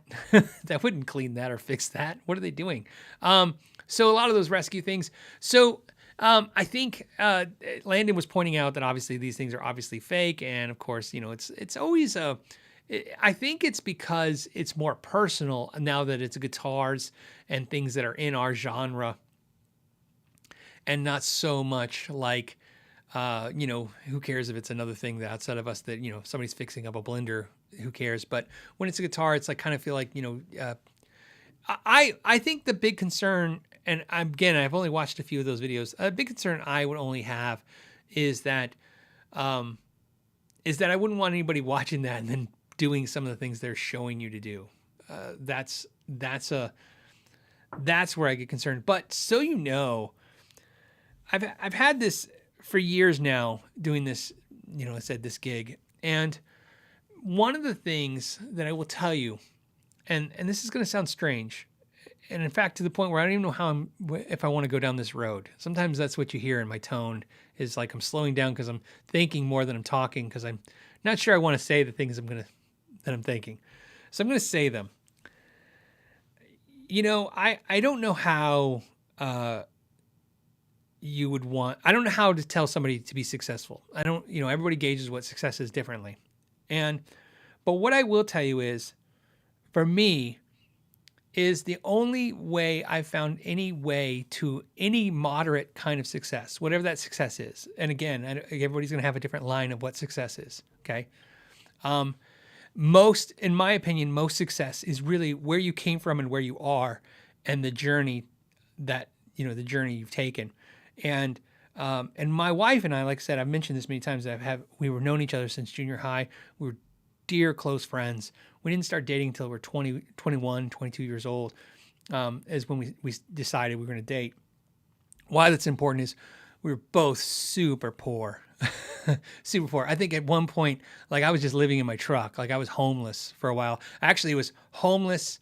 You guys know I joined the Army. This is what led up to that. I was homeless, and I was working at that time as a day labor service. I was sorting recycled trash down in Tucson. So I would go drive down in the morning, cycle. They would pay you at the end of the day, cash. You could get your cash payment at the end of the day because it was a day labor service.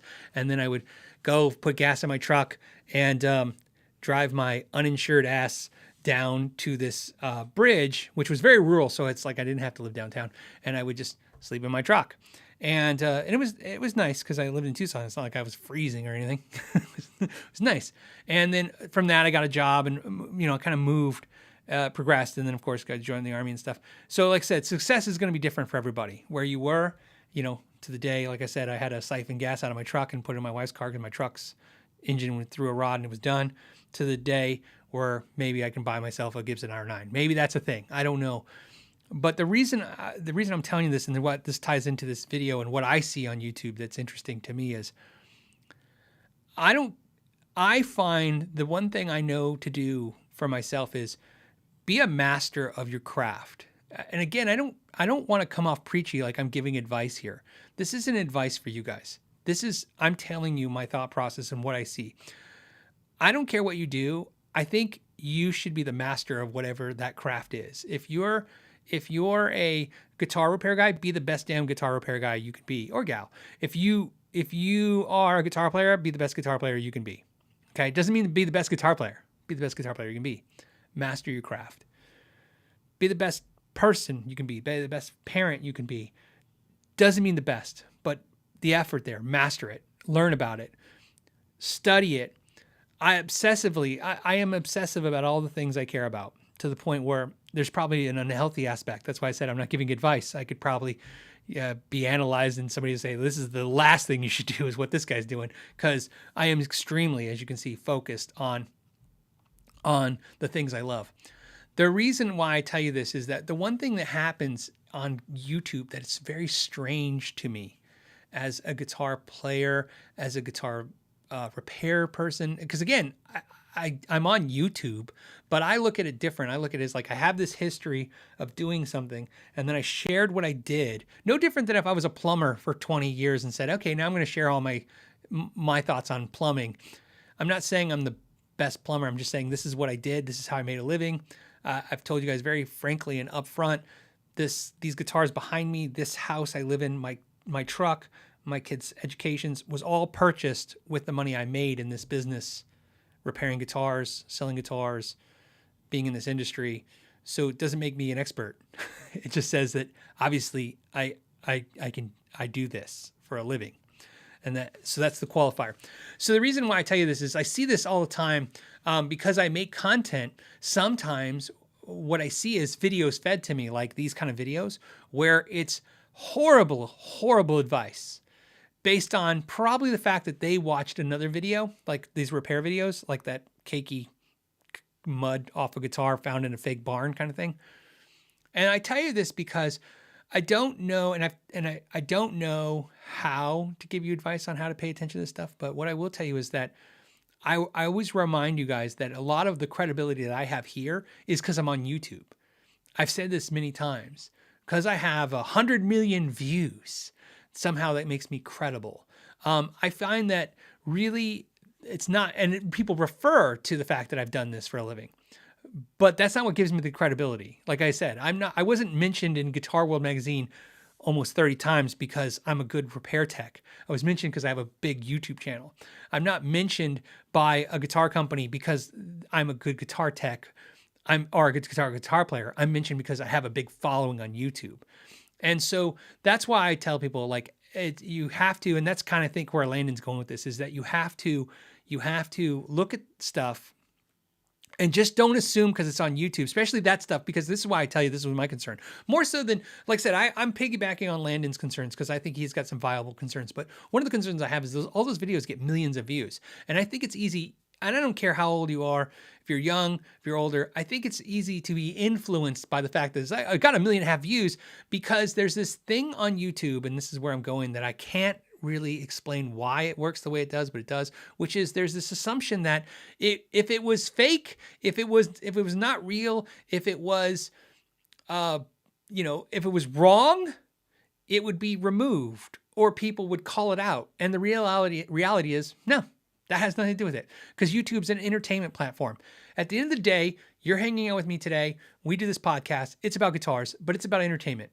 If my voice was, today we are going to talk, if I was not entertaining, if I didn't try hard to entertain you guys, this would not go as far as it goes. So the fact that I try to be an entertainer is as valuable as having the experience in my head that helps with the questions and stuff.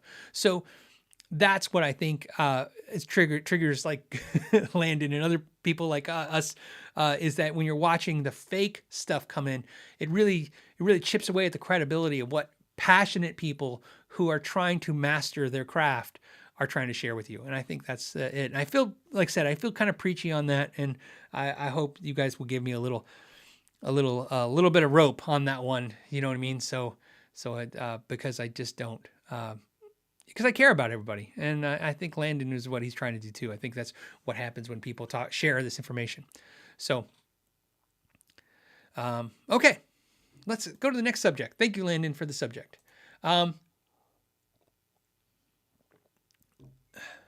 Frederick wants to know, what's my favorite amp, 15 watts or less? That's easy, man. It's my Fender Princeton. It's like 12 watts. I think it specifically says on their website 15 watts. I think it's actually 12 watts. But, you know, as I always say, what's 3 watts between friends? I stole that. I stole that saying, and I love saying it all the time. I did an interview with Doug Sewell, and he said that once, if you guys watched that interview. And I was talking about the true wattage of the Tremonti amp, and I think he said something like, it was like, I think the original statement was something to the fact that I think it's 10 watts more. And he's like, but what's 10 watts between friends or something like that? I just love that, and so I steal it all the time. It's a great saying. So, Karsten, I'm going to say Karsten. Karsten says, rarely get to catch the live show session. This is a treat.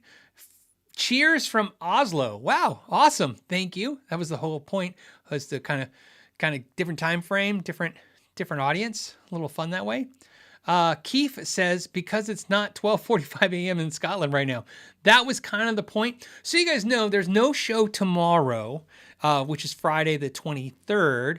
And the reason is because I have a work project that I have to do. I'm going to be at a guitar factory tomorrow. Sadly enough, you will see what it is. It's going to be at least a month or two before you see it. And it's not a review or anything like that. It has nothing to do with that. But it's, yeah. So obviously I have a work project to do. So I thought about it and I go, okay, what can we do? And I was going to do it remotely because I did the last 2 shows remotely when I was in Utah and when I was in Indiana. And I decided I was going to do this remotely too, since the factory has Wi-Fi and stuff. And I was like, oh, I can do it from the factory and it'll be cool. And then what I thought about was, I go, okay, it's not like you're going to get to see anything. And I can't even disclose where I'm at. So they're going to probably put me in a office room that'll just be a blank wall behind me. And then I thought, well, why don't I just do it a different time, different day? And I remembered, oh yeah, we did these Eastern or European time zone friendly episodes where we did a different day. And then the people who come tomorrow at 3 can still watch this episode like you normally do. And there's extra videos. There's a video coming out later today. I'm actually excited about that video. It's a video I did with the guys from 60 Hum. We took the Sweetwater sales engineer test. My patrons already seen it. The problem was it's sponsored by Skillshare, and Skillshare has specific things that they want in the video when you do the sponsorship, and I'm very lucky to get the Skillshare gig, at least my opinion. I really like Skillshare. I'm not feeling now I'm giving the Skillshare commercial, but what I'm saying is I like anything that's like that's about learning.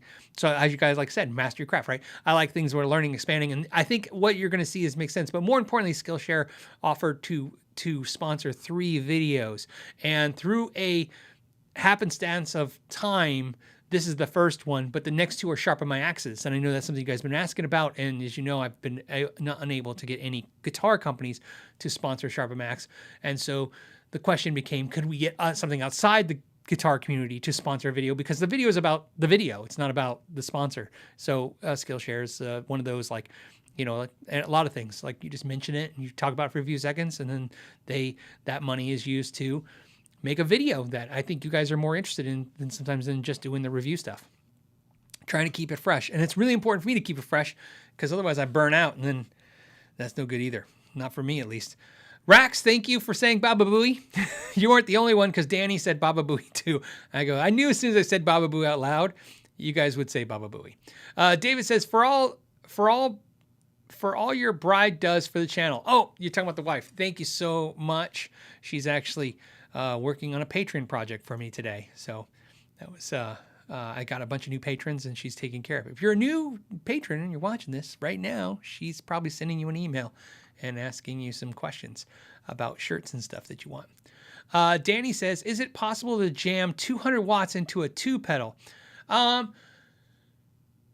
well, yes. Yes. In fact, not only is it possible, it's been done. At 200 watts, it would be a Class D power amp. Yeah, you could probably do 150 to 300 watts.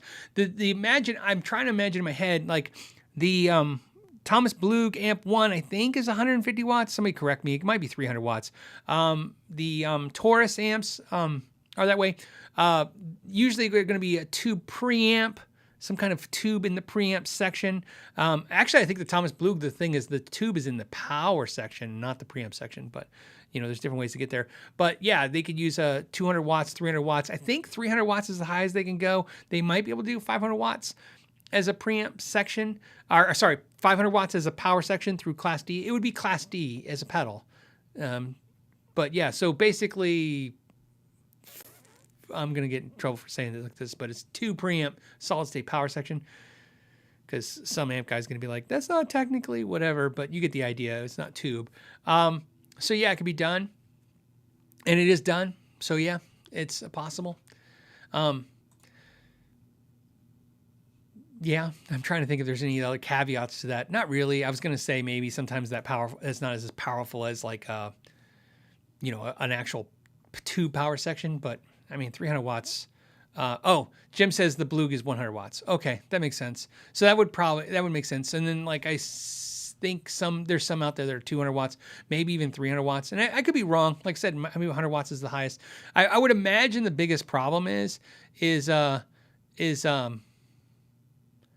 saying the Firehawk's 1,000, but it's not a foot pedal. I think they're talking about foot pedal. Like the EHX one, some of you guys are talking about. There's obviously like Seymour Duncan makes one too. There's all kinds of powered pedals, but he's talking about a tube preamp or tube and pedal. There is hybrids. I just don't know how high the wattage goes. The issue is probably, if I was guessing, it's heat. That's the problem, right? You got to dissipate all that heat. So I would imagine that's what's holding back some pedals from having so much. Richard says, what do you do with a 500 watt pedal? You rock and roll, Richard. You rock and roll. No,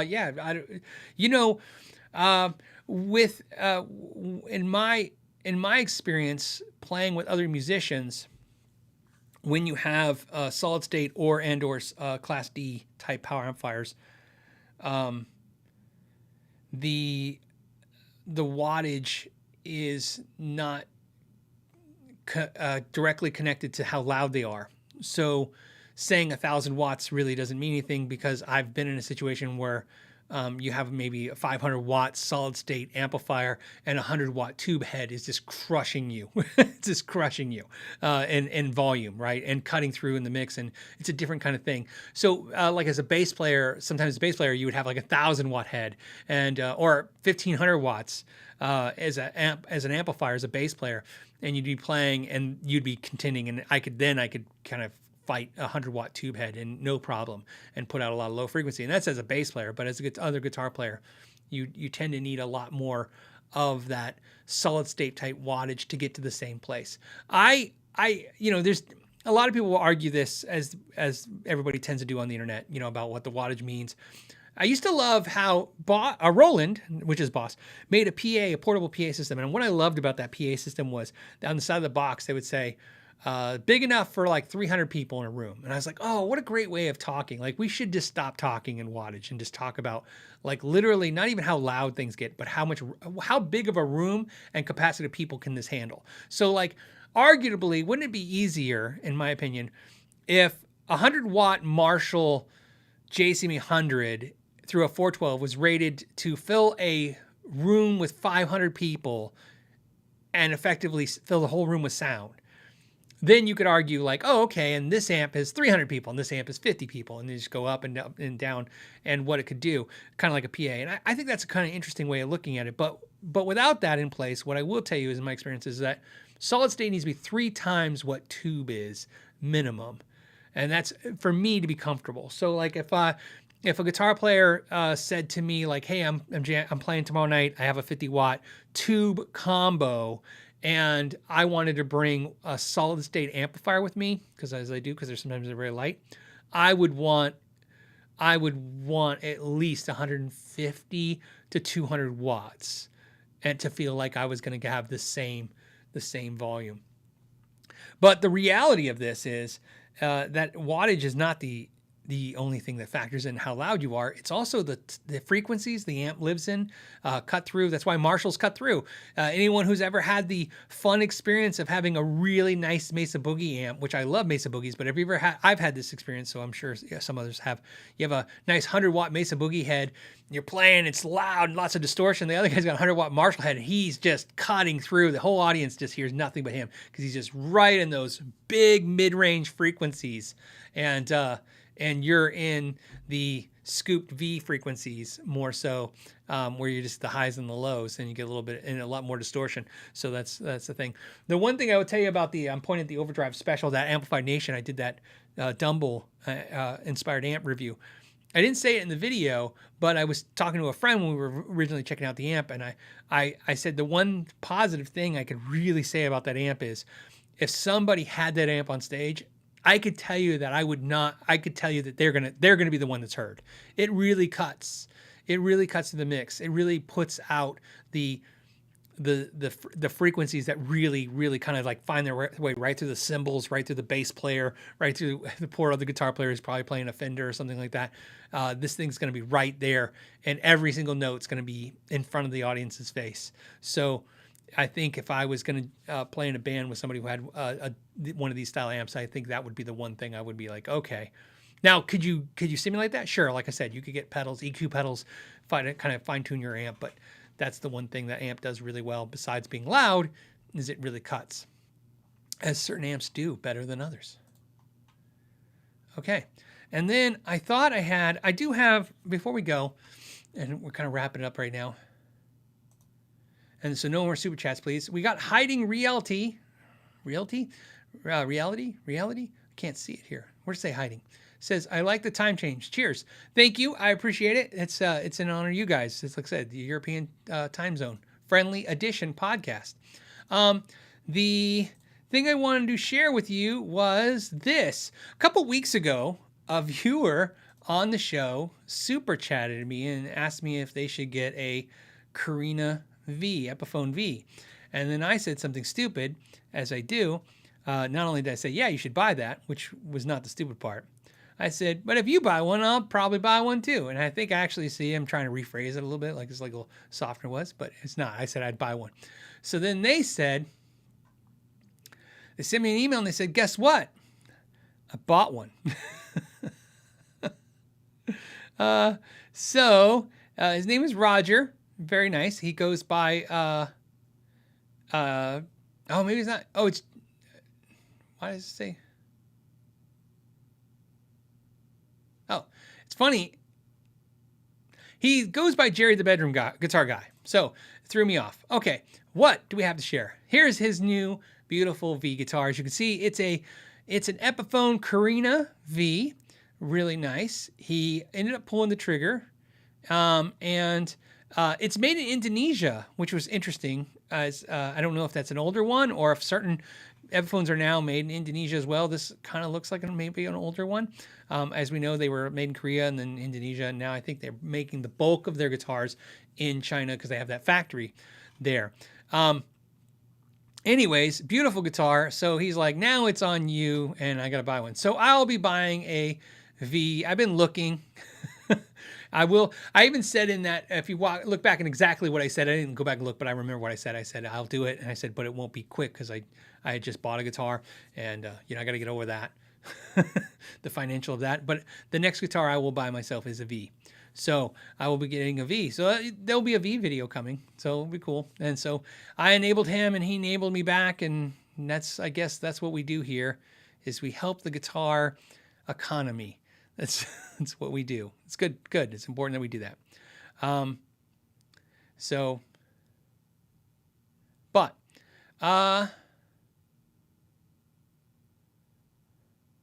hold on a second.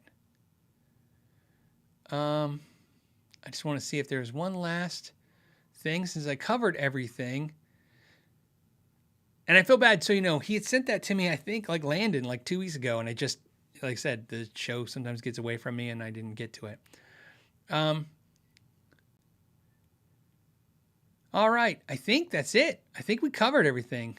I think I hit a lot of the questions. I appreciate you guys hanging out. I hope you guys loved or enjoyed the time change. There's a second video coming out today, so there'll be this one and a produced video. It's going to be me taking the Sweetwater sales engineer test. Maybe you'll find that interesting. Maybe you will not. I will tell you this: it was really freaking hard. Not what I expected. So if you're curious, I don't know if it's going to help you if you want to work for Sweetwater, but it'll definitely make you understand what they're doing versus what everybody else is doing. And that would be cool. And then there's a couple cool videos that are on their way. And then, of course, some exciting stuff. If you haven't checked out the second channel, I have a second channel now. I'm just kind of letting you guys know so you know content's on there. Some of it's interview content. Some of it's just free form, fun content. I'm going to go back to doing more videos back on my phone like I used to, which is what I really, really enjoyed. Less editing and more just having a moment with people. And that will all go on the second channel because there's no thought put into it. I just throw it up there. And if you're that diehard to like the channel, then maybe you'll enjoy it. And I don't have to worry about, that's the thing about as your channel gets bigger, the algorithm pulls this audience outside your actual core audience. And then they come in and they make all the comments like, I don't get this. This is stupid. And it's because they don't get it. And it probably is stupid. All right. So, on that note, I want to thank you guys so much for joining me today, and I will see you guys next week, next Friday. It will be next Friday, so not tomorrow, but the following Friday. In fact, I'll just give you the number. It will be Friday the 30th, so keep in mind. And then, so we'll see Friday the 30th at 3 o'clock Pacific Standard Time. And until then, I hope you guys have a great day. Enjoy yourself and play guitar, and know your gear.